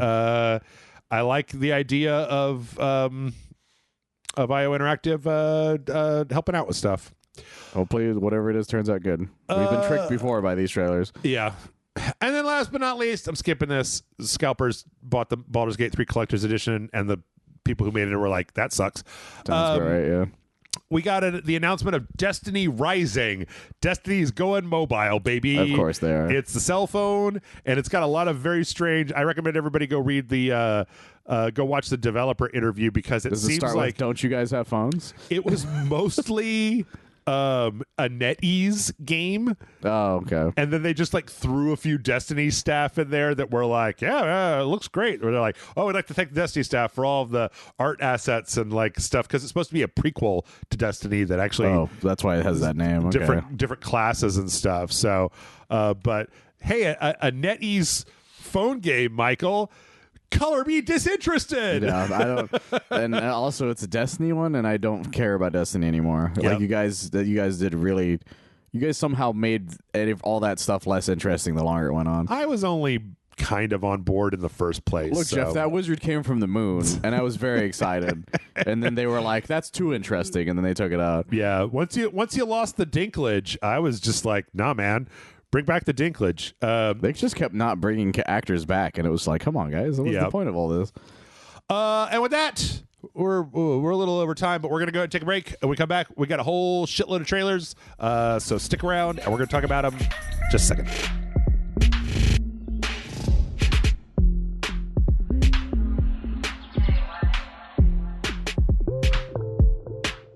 And we're back. I fucked it up the first time. I meant to do it. I started. I was like, oh nope. I went too early. So yeah, it was there, and then he lost it. Yep. Yeah, and we got a whole shit ton of trailers. You thought that Microsoft thing was the only trailers we're gonna watch? No, siree. And we're gonna start with this Exodus game, for those of you who don't remember. This is a game that's being made by a bunch of ex-BioWare staff here in Austin, actually. Yeah. Their offices are like right around the corner from where I live. Wait, are they in the Domain? I didn't know that, actually. Huh. Yeah.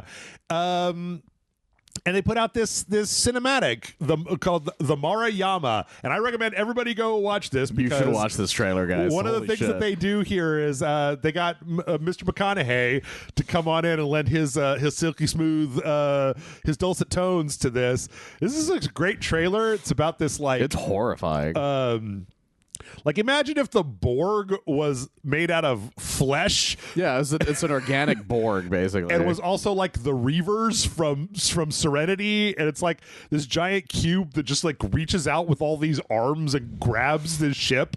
And they talk about how like these aliens like they feed on like psychic distress, so they basically like reel you in and then torture you and then eat it. Yeah. And all the while Matthew McConaughey is telling you all about this, and it's ooh. So I got chills from it, guys. Like, and because Matthew McConaughey, man, he when he locks in, he locks in. Yeah. And he did it for this fucking trailer, and I was like, oh my goodness. Yeah, I'm actually really excited because you remember the first trailer for this? We were talking about how it was like about time dilation and stuff. Like, I think it's a really interesting concept, and I'm hoping that this is one of those. Like, sometimes these projects turn out to be fucking game of the year, and you don't even know it. And sometimes they turn out to be banishers of New Eden. Yeah, unfortunately, yeah. I'm really putting my chips down because I love all of the art design and the way that this trailer was put together. Like, was very nice, very cinematic. Everything about this trailer is just like amazing. Yeah, like everything about it. Like the designs of even the designs of just the ship they're grabbing, I think is like nice. It's very cool looking. It's kind of got a little bit of like a Destiny vibe to it. Yeah. But this kind of like this kind of triangle ship with the big thing on the back. It's all very cool. I can't wait to see more of this. It's so funny because you remember when like Starfield put out a bunch of stuff that was like this, where it was just like a voiceover over some stuff. Yeah. And I was like, I mean, that was pretty cool, I guess. I hope it's good. Yeah. But this, I'm just like, I want to play this game right now. You give it to me right now. Yeah, I want to know more about this. And the thing is that Matthew McConaughey, like nowadays, he's very selective of what he works on. Yeah. And so it could be something really cool. Yeah. And so I'm very excited at the idea of what this could be. It looks really good. Like I'm really interested in it. Yeah, so go check it out. Sorry, I pulled up another one of these trailers. I gotta stop looking at it. Yeah, we gotta keep going. We got a trailer for that Claire Obscure Expedition 33 game. Okay, the one with the weird French people trying to get the lady that's painting ages that kills everybody. This one specifically revealed a bunch of the voice actors for the game.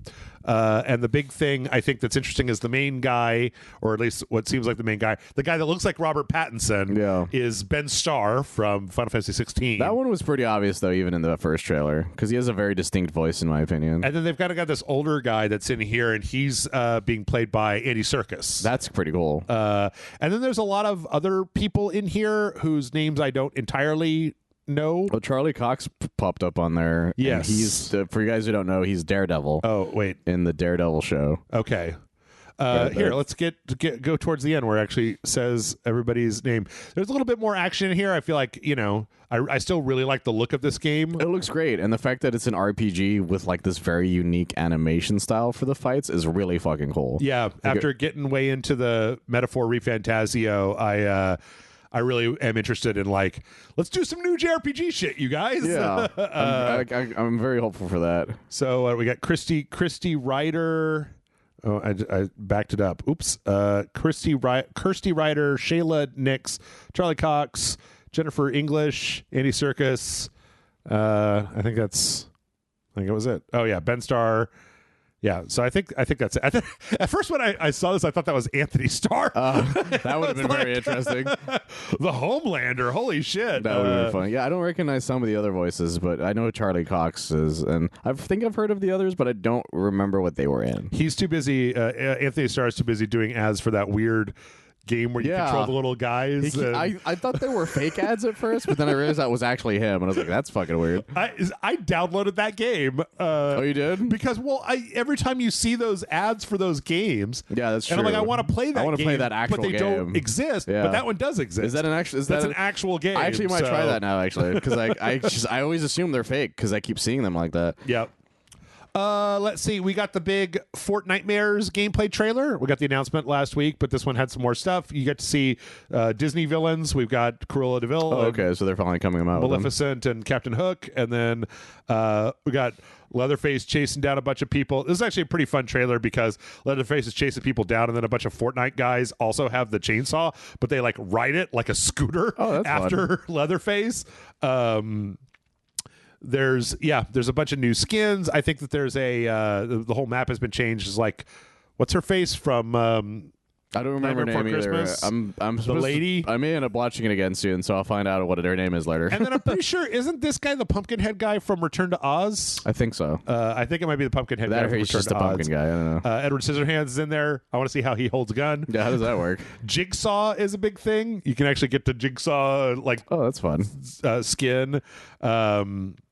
And so there's like Jigsaw challenges and stuff, and like a big ghost train. Looks cool. I mean, There's a lot of cool Fortnite. stuff. It was cool imagery in this thing. Yeah, Fortnite consistently they do a good job. Yeah. Epic does a good job of like jamming like all this shit into their game. So, yeah.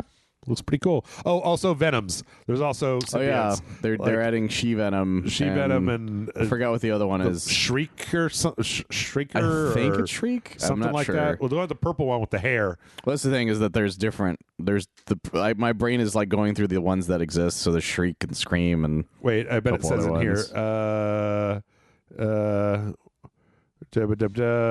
I didn't actually read this article. my only issue is that no. they're the movie ones. Like I think it would have been really cool to have the comic book ones. Yeah. that would have been much cooler. Chainsaws Battle Royale. Yeah, it doesn't say in this article.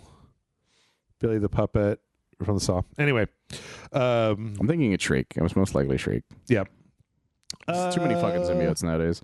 Let's see. After that, this was a big good surprise for me. I don't know if you saw this trailer. No, I heard about it though. So Tron Catalyst. So this is a new game from Mike Bithell, who did the previous one, but this one isn't a visual novel. It's like a top-down action game, and it's also a roguelike game. So it's kind of a Hades style game. And the thing about it that's interesting is the environment that they're in is the same world that's in the Bithell Tron game, the previous one. The previous one, yeah. And this is like a haven for programs that don't want to interact with users. Oh, okay. But the thing is that there's been a glitch, and so the entire server is in a time loop.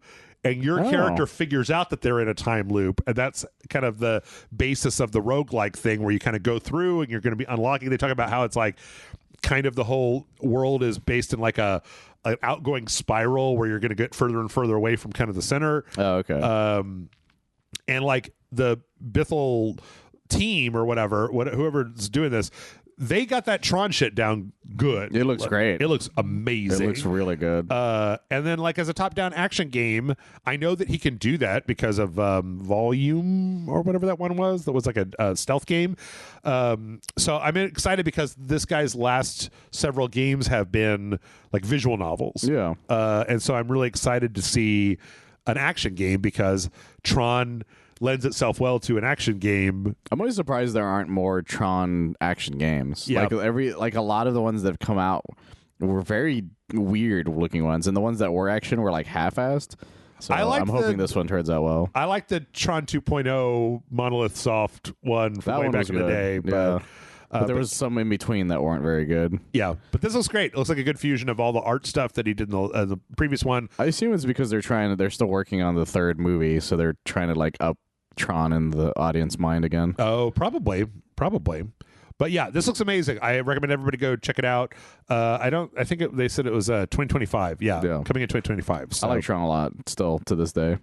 it seems weird that it never really got a huge It never took off. resurgence, Yeah. even after the last movie. Like, And it had a really good show that they made after that movie came out too, that I really liked. They That keep- Elijah Wood and everything, keep trying to make it a thing, and it doesn't. which is crazy seem to be me. a thing. It's such a fun idea, but I feel like I think what happened is they really should have struck after the first movie with more stuff in it, but they just never did. Yeah. Yep. It wasn't it in Kingdom Hearts? It was In 3? It was in 2, 3, and the 3DS game. Oh, okay. And because 2 did the original one, because I don't think Legacy came out by that point. Right. But And 3 then- had Legacy, right? And then when 3DS 1 and 3 came out, they did the Legacy stuff. Okay, cool. Speaking of movies, Disney tie-ins, Star Wars Episode 1 Jedi Power Battles. I was shocked that this was being re-released. I'm like, this fucking game? Yeah, if I'm not mistaken, doesn't this game kind of suck?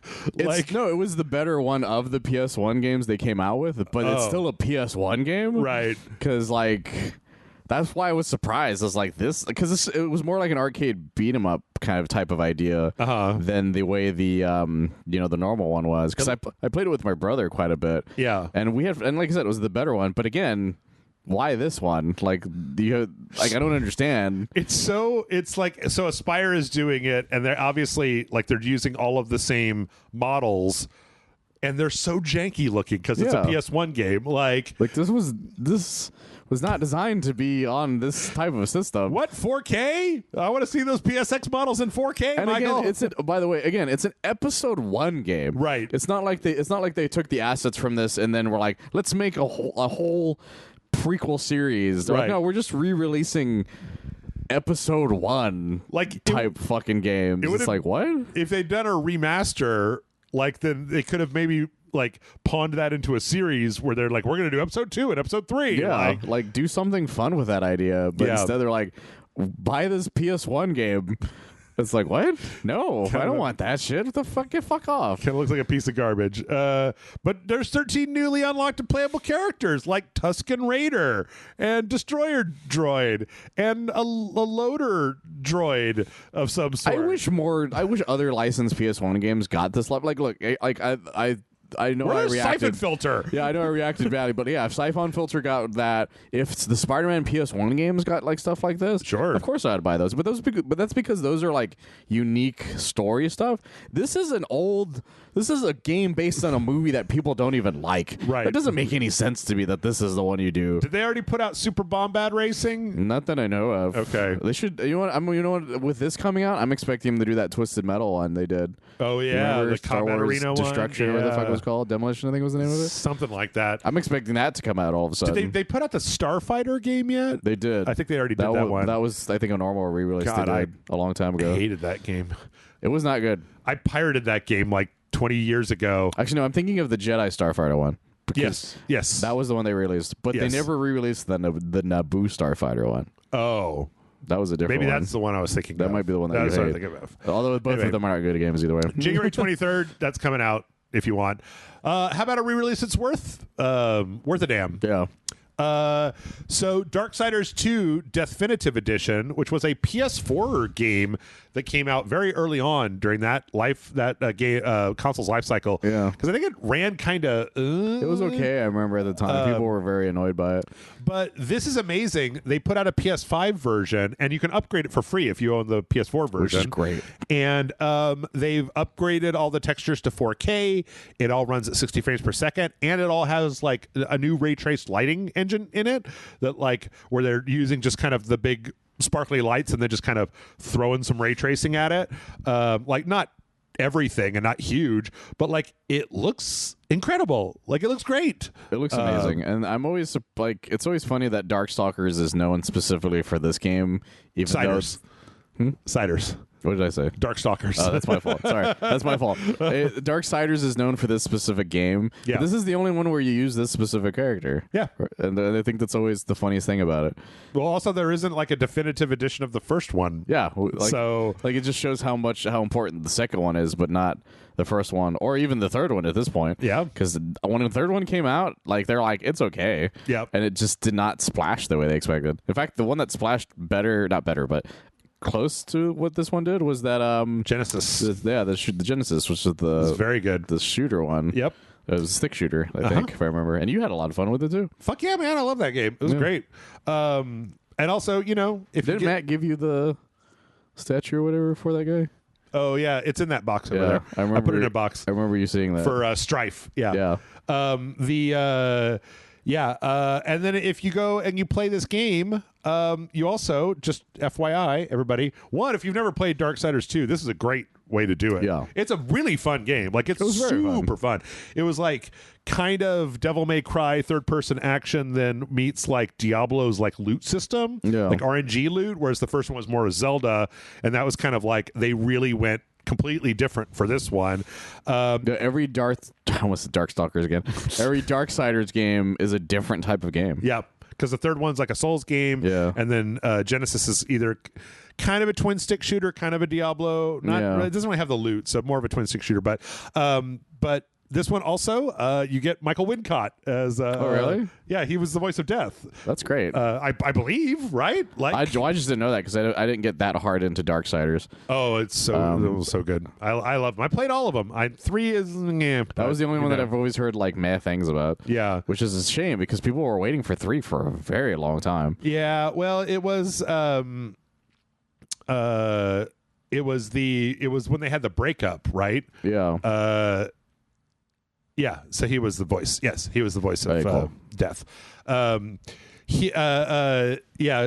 Games got Darksiders 3, and Airship Syndicate then did Genesis, and Airship Syndicate had Joe Madera. Joe Madera with Airship Syndicate, so... Okay. That explains a lot. Let's see from there. Speaking of Airship Syndicate...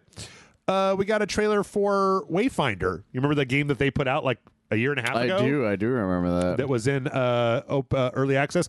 This is actually a pretty good trailer because it goes over all of the characters, like in their kind of like a one-sentence description of their backstory. And I didn't actually realize this. I need to go back and try playing this game again. That all of these are heroes who died, and then they came to the Wayfinder world is kind of like an afterlife where they're doing stuff in an afterlife. So they kind of go over how everyone that was here, they used to be these big heroes, and now they're kind of stuck in this world. But it was interesting because I was watching this trailer and I was like, oh yeah, I started playing that game and I was like, yeah, it's okay, but it's still in early access and I don't want to get into it until it's not in early access anymore. I wonder when it's going into 1.0. And at the end of this trailer, it's October 21st, 1.0. So that's fun. By the time you hear this or the day after, Wayfinder will be in 1.0. It's also free to play. And if you've got a console, you can totally just download it on the PS5. So, gotcha. Yeah. I don't think you didn't ever try this, right? I never did. Yeah. But I remember being interested in the idea. I really pulling for those guys. I am too, because they make really good, solid games so far. Yeah. The art style especially. Yeah. We got, let's see, speaking of online multiplayer games, we got a post-launch overview for Space Marine 2 that's indicating what's going to be coming up next. This game's doing really well, by the way. Yeah. Blake and I are playing it for Sequential Saturday. Oh, fun. We're playing it co-op. Really? First time we've ever played a game co-op. Oh, that's fun. It's nice because he doesn't have to leave the house, so we just boop. That's a great idea. Get on. There's going to be some new PvE missions where you're going to go back to the first planet. I forgot its name because it's silly. And then there's like going to be the biggest Tyranid. There's a new goodness. Tyranid that's like the size of a kaiju that you can fight. So that's going to be like a new set of missions. And then they also talked about there's going to be a new threat level, which is basically a difficulty for the 3-player PvE missions. Oh, okay. Because people are getting too good. Yeah, it keeps happening with these. And then also a bunch of new livery for the different Space Marine chapters. Because once you get into that PvE mode, you can really customize the way your Space Marine looks. Yeah. So you can make them with different stuff. So there's like a Dark Angels cosmetic pack that gives them like this dark green kind of looking stuff, along with all the specific like, ropes and chains and skull icons and stuff. as well as some skins for the weapons too. So seems like they're doing good. Seems like they're doing well. I'm very happy for those guys. Like I never had a doubt that the second one would do well. Yeah. I was surprised at how good apparently it is. I did have a doubt, but apparently I think that Warhammer is one of those things that's like, it might be bubbling to a point where it's ready to break into the mainstream, and suddenly people are going to be all over Warhammer. Maybe.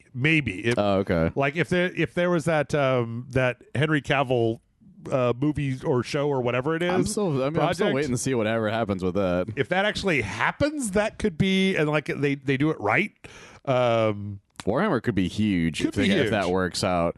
Like I know, like, you know, there's the weird people online about stuff, but the general public doesn't know about those people. Yeah. So odds are, if the show does really well, like, you know, you could get a huge uptick in Warhammer people. If you gave it to a good developer with a solid budget, they could probably make you a very good Warhammer 100% thing. So, yeah. Let's see. We got a 5-minute trailer for Mario and Luigi Brothership, which is coming out next month. Still looks great. Yep. Did you watch this? It has it's got a lot of information. I saw clips, but I didn't watch the whole thing because people on Twitter were talking about it. Yeah, because they're very excited. Because I've just always liked the Mario and Luigi franchise. Like they're just fun. Yeah, and they're these fun little RPGs with these like great things, and I just always like them. But I've never really been able to play them all because not all of them were like easy to get for a little bit there. I like the fact that they've got this thing called Ship-Shape Island that's like their boat. Yeah. But it's an island that you use to wander around. It looks like it's got, I don't know how much there is to say about it. There's like, there's some interesting areas. It's on this kind of lush tropical island. They talk quite a bit about the combat system, which seems like very Mario and Luigi. It is kind of weird because I feel like there's a lot of interactivity with the two brothers that makes me wonder whether this is like a brothers tale of two sons control both of them thing. I wouldn't be surprised. Like the brothers, like the idea of controlling each brother was always, I felt like, a thing that eventually could have happened. Yeah, because it's very much a game about the two of them and their unique differences, as well as being the same in many ways. Yeah, but that's what makes it. That's what I always liked it more, because a lot of the personality for these characters, I feel, comes more from these types of games. Yeah. Than the normal games. Yeah. So yeah, I don't know. It looks pretty fun. Yeah, not a lot more. I think that was like wasn't like a huge revelations in here of stuff that we hadn't heard about before. Yeah, it just looks like it's going to be a great time. Kind of a good overview. That's also the case with the Dragon Quest III HD 2D remake. Got a big 5-minute kind of overview trailer. They talked again about like the basis of the story and kind of how the combat works and how the class system works. And I don't know if there's anything specifically brand new in here, but it still looks really good. It looks great. I'm very happy that Dragon Quest is such a huge franchise in Japan. Yeah. That like the fact that they're getting this is very great for them, and the fact that we're getting this is great because a lot of the most famous iconography for Dragon Quest, I feel like, comes from 3. Yeah. So that's probably one of the main reasons they did that one for this one. But if you guys like RPGs, Dragon Quest is a good time. Yeah, it's kind of like going back and it's kind of like playing like a remaster of the old Zelda games, right? Yeah. It's like a good way to see kind of some of the history. And there's a reason that these games are so popular. And it's kind of this era of game of why they're so popular. And Toriyama did a lot of these designs as well. Like Dragon Quest is like as Toriyama as fuck, like from top to bottom a lot of the time. So, yeah. Very much so. Let's see. Speaking of JRPGs, we got there was like kind of a launch trailer for Metaphor ReFantazio with a cover of Radiohead's Burn the Witch in the background. Burn the Witch. Which was kind of an interesting cross section.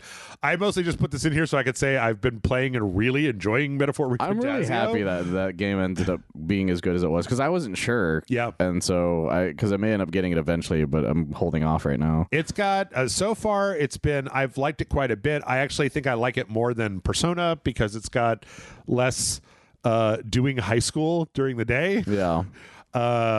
Also, Michael, you mark my words. Okay, so wait, here's the question. Is the next game that Atlas makes that's not based on one of these franchises going to be called hyper something or sim something, because you've got personification and metaphor, and now do you want hyperbole or simile as the thing? Well, we also have to remember their other one, which is what is the one that Catherine? the first RPGs they were doing, the one that Persona spin off of. Oh, Shin Megami Tensei. Shin Megami Tensei. Well, that's not a. Yeah, but I'm trying to like figure out based on that idea, like maybe it'll be like something similar, like just something super Japanese naming. Possibly. Again. I don't know. That thought occurred to me, and I haven't been able to stop thinking about it. Have a personification. No, I get it. Like yeah. metaphor. Like I'm thinking the first one you said though. Yeah. I'm thinking more of that. Simile. Hyperbole. Yeah, I'm thinking that one makes more sense to me than the other one. Yeah. But yeah, it's been a great time. I've been having a great time with it. It's actually an RPG that respects my time. Things keep happening. Yeah. You know how in Persona they'll be like, you've got 30 days to finish this quest, and then you finish the quest by day 4, and then you spend like 26 days like eating at the Big Bite Burger and working at 7-Eleven. Or having to return your DVD. Yeah. But then you're gonna do it, and the cat's like Patrick Bateman. and then the cat's just like, you can't leave. Yes. You got to stay. Yeah. It's like, fuck you, cat. I'm trying to return this DVD so I don't get late fees. You gotta get some rest. Here when they give you a thing, it's like it happens in 5 days, and then when you do it on day 2, it's like you have 3 days until the next big plot point happens, and you're like, oh, well, that's a reasonable amount of time to just like clean up a few of the things that I need. That's pretty good. So yeah, I love that. A lot of stuff, a lot of cool stuff in this game. Also, I love the art style. They've always done a really good job with the art style. Yep. Let's see. We got the cinematic launch trailer for Unknown 9 Awakening, that game that I'm increasingly more interested in, even though I've been waiting, and apparently the Metacritic score came out for it, and it's like, okay. But okay.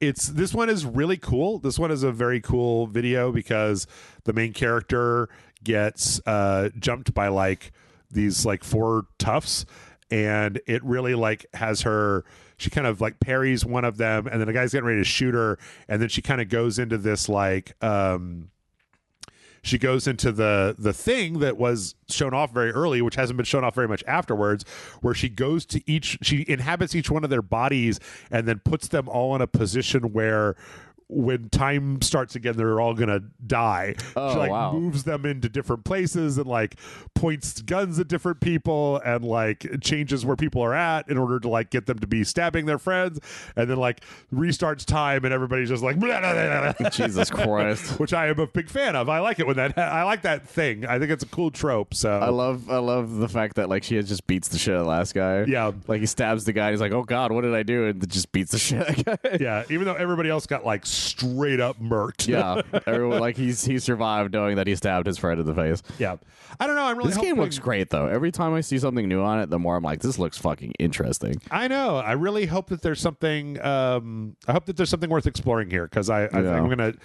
I might take a look at it next week on. I mean, we're gonna take a look at it on RageSelect, but I'm not sure how many parts or like how front and center I want to put it. It all depends on how good it is. Yeah. Yeah, because it's coming out the 18th, so it'll be out by the time you hear this. Let's see. We did get a Life is Strange double exposure trailer. Michael, I'm starting to wonder what yesterday Jeff was doing, because there's not a lot in this trailer that we don't already know about. We really don't. It's just reiterating what you've already know about the game. Yeah. With some small stuff we probably missed. But then again, we didn't pay that much attention to begin with. That's true. Because I don't care about Life is Strange that much. I know a lot of people are obsessed with Life is Strange, so I'm excited for them. Yeah. Although I'm twice as excited for the people who picks very specific endings now. But I'm very excited to watch Twitter go crazy about this game. Yeah, they're already losing their shit at the moment. But I want to see what my friend's reaction is to it. Okay. That would be really funny, because they were very much the one. They're like, I have to use this ending. I like this ending much better. I'm like, do you now? Because I don't think you will now. Yeah. Yep. All right, let's see what else. Do I have something How about we got the Steam Next Fest trailer for The Precinct? Do you remember this? Vaguely. It's like a top-down, like kind of 80s cop game. I remember now because we were comparing it to like the original Grand Theft Auto. Yeah, it kind of looks like that. But it's like he's a good cop. He's a cop. And it looks like it's pretty detailed. Like you kind of go drive around, you do cop stuff. It's the kind of Wild West, chasing suspects, beating people up, booking them, Dano. No, it looks. I'm actually like really interested in this because I like that type of weird. Because it reminds me just of like the old games I used to play way back in the day. This sort of top-down idea, but more detailed. Yeah, and I think it's got a lot of room. I think people. I don't know. I haven't played the demo for it, but I think people really like it. Actually, you know what? I played a demo. Oh, I specifically want to call this out. Okay. Oh, fuck. What the hell was the name of that? People need to know about shit, Michael. Hold on. I know I'm taking a weird jog over here, but nope, it's not there. Okay. People need to know. The people need to know. David Szymanski, the guy that made Dusk and your favorite, Chop Goblins. Oh yeah, Chop Goblins is great. You guys should play Chop Goblins if you've not played Chop Goblins. As well as what was the other one? Iron Lung, the lung, the one where you're in the blood submarine. Yeah. That Markiplier's making the movie about. He has a demo out for his new movie. Okay, Steam, you are worthless. David Szymanski. And he put the demo for it up on Next Fest, and it's called... This is the Iron Lung one? No. This is what it's called. It's called Butcher's Creek. And, Michael, I played the demo for this. Oh, my God. This is Condemned. It is Condemned. I was looking at this. I'm like, is that Condemned? Like the way it looked right away? It's basically Condemned by way of Dusk, and it's got this horrible, grimy, filthy fucking filter over it. And it's about you as a person that's trying to, like, I don't remember exactly what you're trying to do, but you're basically kidnapped by a cult of weirdos, and you have to then like pick up a lead pipe and brutally beat them to death with it. You get health back in this game by taking Polaroids of murder scenes, and you save by getting VHS tapes and putting them into an old school VCR. That's great. And I was sitting here alone last night, and this game scared the shit out of me when I was playing it. So I'm not surprised. I really want to play it. There's a demo out now. He says it's supposed to be out in 2024. I swear to fucking God, if it comes out the next week, I'm putting it on the goddamn Asylum. You should. Because it looks amazing. And if it's not, if it comes out after the Asylum, I'm still fucking putting it on RageSelect because this shit's too good to get rid of. I might make this a fucking Patreon sequential because this shit is so gross and horrible, and I love it. It looks so fucking great. Gross. Also, if you guys have never played the first Condemn, I still recommend that game. Yeah, it's still that first one's still really good. But it's also got a fair amount of depth to it. There's a lot going on in the video I'm seeing here. The kind of like also it's very strategic about killing guys. Also, this is I gotta say more stuff because we were too many trailers about stuff that didn't matter. We'll be back to this in a second.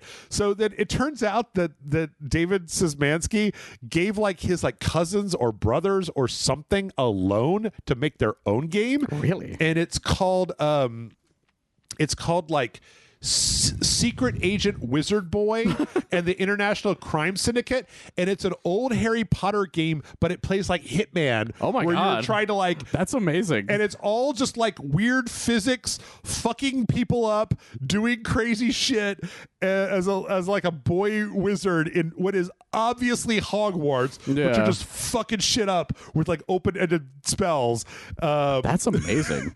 Like, and I know that he gave him a loan because I went to his Twitter to try to figure out when that other game was launching, and he was like, well, tonight I'm on Twitch playing my asshole brother's game that he made with his fucking friend to see if he did anything good with the money that I gave him. And I was like, oh shit, this looks so much fun.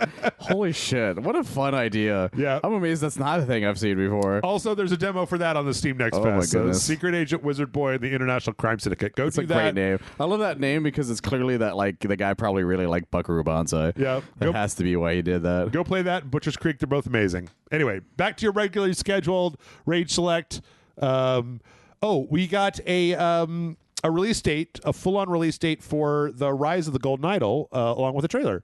Okay. So next Golden Idol game. This is a montage of stuff, and from the last demo, I know that like a lot of this is early on in the game, but I can't wait. I can't wait for the next Golden Idol game. It looks insane and crazy, and I like the fact that they kept the art style from the first one that is disconcerting and kind of horrible to look at. It's a unique art style, which is the reason why when you showed it to me, I'm like, this looks really interesting. Yeah. Everybody looks like a weird mutant, and I love it, and I can't tell what's going on here, but I kind of think it's amazing. But guess what? Comes out November 12th, so it's like like 2 weeks. Also, I got this from, like, there was a PC Gamer article for this, and the screenshot for it, this might take a little explaining. It's like a cop, and there's like an assault rifle and a pistol, and the quote at the top, it says, "Not so tough now, Utley, you big girl's blouse." So big girl's blouse is what Kenneth Haidt calls Godfrey the Godric the Grafted. Oh my God. In Elden Ring. That's crazy. He says he moved in there, he kowtowed to Melania, the big girl's blouse. Like, that's the insult that he uses in that game, and I'm like, these guys played Elden Ring. So they're your people, Jeff. I know. Let it never be said, so often I'm just like, Michael gets all the games, I don't get any games. Look at all these games I got. You get the very unique ones. That's the difference. I get the weird, like, ones that are very specifically like a property I love, kind of thing. Speaking of stuff that is right up my alley, Hades 2 got a big update, the Olympic update, which is great because it added some more levels, it added more music, it added more gods, it added more weapons, it added more monsters, it added more storyline, it added some crazy new stuff, including a assault jetpack for Milanoe, so which I think is the Black Coat is what it's called. This looks great. They added some new gods. They added some new events. There's actually a bunch of things where you can now decorate your little room at the crossroads. And there's new familiars. And also, Michael, you can relax with Dionysus. Oh my goodness! Look at Dionysus. What the absolute fuck, Dionysus? Look at Dionysus. You need a bigger swimsuit, my man. Damn, man! Holy shit! That makes sense though, but fuck, I can't look away. Yep. It's leopard skin too. Yep. Oh my goodness. Him and Goro Majima. Yeah. Holy shit. They also tweaked a lot of the existing stuff, which is great. It's one of the reasons why I didn't want to get too far into Hades 2. Oh wow, they even did more music to it. Yeah, well, because they had new levels, so they had to have more music. I love that it shows that they do, in fact, have an orchestra for it. They also added artwork, like Icarus was in there before, but it was all like a sketch. Oh. So they finalized a lot of the artwork for a lot of the characters. It's great. It's all out. It's all out right now. Yeah, so. I that because that guy is that's Prometheus apparently. Yeah, and he's voiced by Ben Starr. Yep. And I think it's what's interesting about his design. It's like it's just turns out he's now chill with the eagle. So I think that's interesting. Yep, that's looks really great. Cool. Looks great. Can't wait till it goes into full 1.0. Let's see. I gotta start cutting stuff because we're almost out of time. Tomb Raider 4, 5, and 6 are getting remastered. The ones nobody cares about usually. Yep, the ones that nobody cared about. I mean, from this trailer, it seems like they did the same really, really nice coat of paint to really make the games look a lot better than they did before. The same thing that they did with 1, 2, and 3. Apparently, 6 almost killed the franchise? It did. I remember my sister got it, and I was just like, this is not a very good game. Yeah.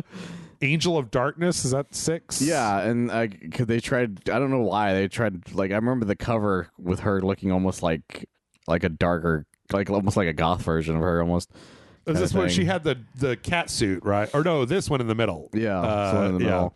And it's the reason. It was the reason why Tomb Raider was going downhill for a while there. Yeah, like after that came out, people didn't care about her for a long time until the reboot happened. Yeah, Because they tried rebooting it like even I think one other time before that, and most people forgot about that. They one. did a remake of the first one. Is that what that one was? And that was good. And then Okay. they did the reboot. Okay. The reboot. Yeah, because I remember that remake because that was them trying to consider rebooting it again. Yeah. And I remember they made a big deal of hiring this woman to be like the model for it. Right. And then they never used her again. Yeah. February 14th of next year is when that's coming out. Hey, that Shrek Power Wash Simulator level is out. So if you want to do Power Wash Simulator in the Shrekville, Gotta clean that swamp. yeah, it looks like Fairy Godmother's workshop, as well as the swamp, as well as the Farquaad Castle. It's crazy. Like who lets Sword. them like what properties are like come wash us? Yeah. it's just crazy. Like Back to the Future, SpongeBob, Warhammer. Yep. Now Shrek. I'm like, this is just all over the place. But good for them for that reason. Terrifier is getting an arcade game, an artcade game. That's fun. Which is, I don't know how I feel about this because it's just like a Scott Pilgrim beat 'em up. It's straight up like it has that same kind of art style with Art the Clown and then the little girl and some of the other characters, and I'm like, Terrifier is like. This is not what I expected this to be. Legitimately kind of disturbing when you watch it from the ultraviolence, and this is like, I don't know. It reminds me of the moment where I stopped being afraid of Slender Man when I saw somebody that did a slender woman on a stripper pole, and I was like, oh, okay, I'm not scared of you anymore. And this, it's like, well, I'm not really scared of you anymore, Art the Clown. Like that is kind of funny. That's such a strange idea to do that.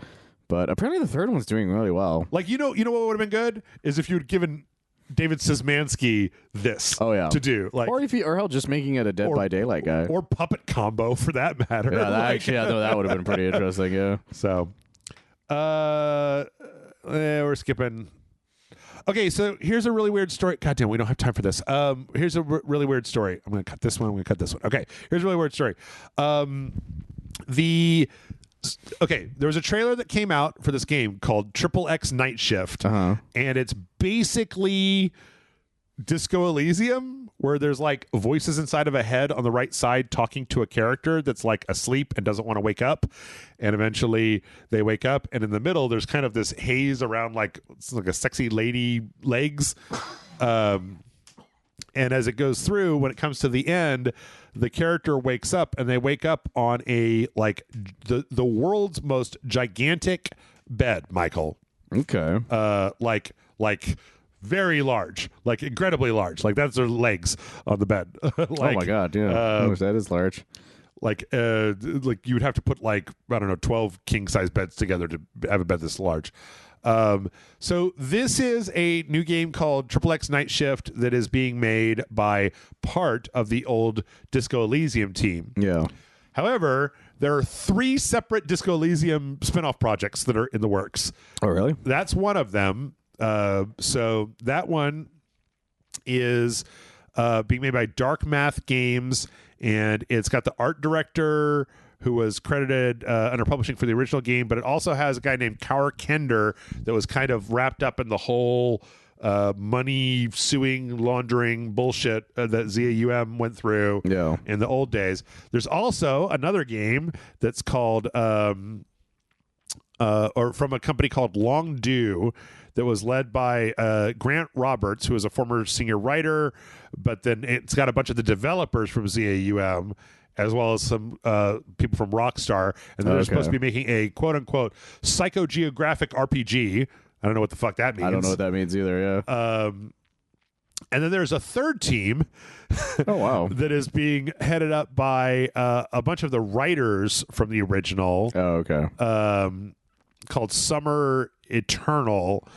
Now, they're the ones that I think everybody should keep their eye on because these, they instead of announcing a game, they put out a manifesto about their art. And I'm like, okay, those are the ones. Those are the ones to watch. Those are the weird ones. Yeah, you watch those guys. They're going to be the fun ones. Like the programmers, they could probably make a good game. These guys are obviously just making sexy Disco Elysium for some reason. Yeah. But the ones that put out like a manifesto on a big red piece of paper, they're the ones you should probably be watching because they're probably the real weirdos. For a lot of different reasons, yes, you should be watching them. Yeah. But I'm very excited to see what they end up with. Yeah, me too. All right. Quick lightning rounds all the way through. We got a leak of a new secret level trailer. Oh, that's fun. That has been taken down but has a bunch of the voice credits on it. So we learned that Arnold Schwarzenegger and Kevin Hart are both doing stuff for it, as well as a bunch of other people who I don't really know all that well. Is it just that we know there's names, just not like the actual whatever the games would be? Yeah, they're younger actors who I don't entirely know from their names. Temuera Morrison, Ariana Greenblatt, who was in that Borderlands movie. I think Temuera Morrison is the guy who played the clones. Oh, okay. Gabriel Luna, Emily Swallow, Claudia Dumit or something. Ricky Whittle, Adewale. I'm not even gonna try. Yeah. That's a name that I'm like, good luck. Michael Beach and Clive Standen. So, and also apparently both Schwarzenegger and Hart's kids. Oh, that's fun. Both in there as well. So good for them. Yeah, big voice cast. I'm very excited to see what Serial Level ends up like. Yep, me too. There's a Death Note game, apparently. How does that work? Well, there was a Death Note game that was rated for the PS4, PS5, and the Taiwan Digital Game Rating Committee. Nobody knows much more about it than that, but there could be a Death Note game. It's been 20 years since that thing came out, so... It's been a long time since Death Note ended. I don't know. It might just be an RPG or something, like a visual novel, probably. Yeah, but like... What if you do anything besides Death Note in it? Maybe that's the idea. Maybe it's a what if game. Maybe so.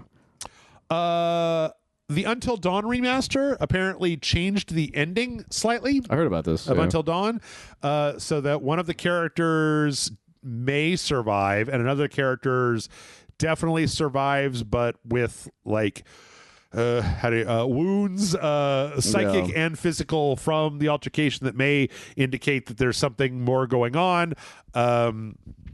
And apparently a lot of this is indicating that there could be a Left 4 Dead or an Until Dawn 2 in development. Yeah, most people think that's the reason they did the re-release. Yes. Apparently the Fire Sprite Games has like a job listing that was talking about working on a, quote, unannounced branching horror adventure game, unquote, based on a, quote, pre-established IP in development at the studio. Those are pretty good indications.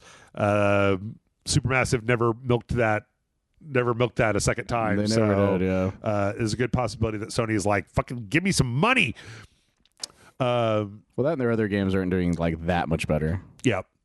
All right, let's finish up with a few fun things. First off, Michael, new games come out, and that means new mods. Somebody had their clothes taken off. Would you like to guess who? It's a game that came out over the last month, and there's a mod to take off all the clothes of... Is it the guy from Silent Hill 2? Pyramid Head. Oh, okay. Yes. I was thinking the main character, not Pyramid Head. Oh, well, there's one for them too. Okay. I forgot his name. That was the reason I said that. Yeah, it's called Nude Pyramid Head. Oh my goodness. And it just makes Pyramid Head. And apparently the thing is that they also gave him just a big badonka ass.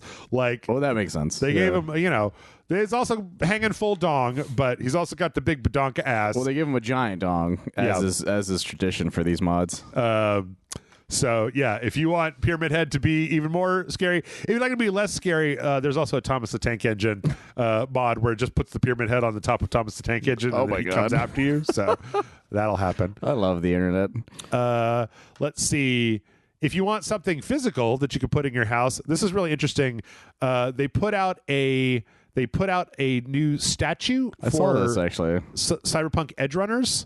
Called the Final Moment statue, and it's got Rebecca pointing upward with a shotgun, and Atom Smasher is like kind of coming down. Did you watch Edgerunners? I did not. Okay, I started it, but I never ended up finishing it. I'm going to show you where this statue comes from. Well, I've seen just the screenshot of it, but I don't know like in people saying that's like that specific scene is like interesting that's what they decided. But yes. It's a great visual. Yeah. So here we go. It comes very quickly where she's like saying goodbye to her friend, and I'm not going to actually say what happens, but it's interesting to see that this is what they this thing for is what happens immediately 1 second after that. So yeah, that was what people on the internet were saying, because that I didn't know, but but they're like, that's weird that that's like what they decided to make a statue of. Yeah. Like, it's a cool visual, but yeah, knowing what happens is like, well, okay, that is interesting. It's pretty cool. I really like the statue. The problem is it's $300, and I don't like it that much. Yeah. So.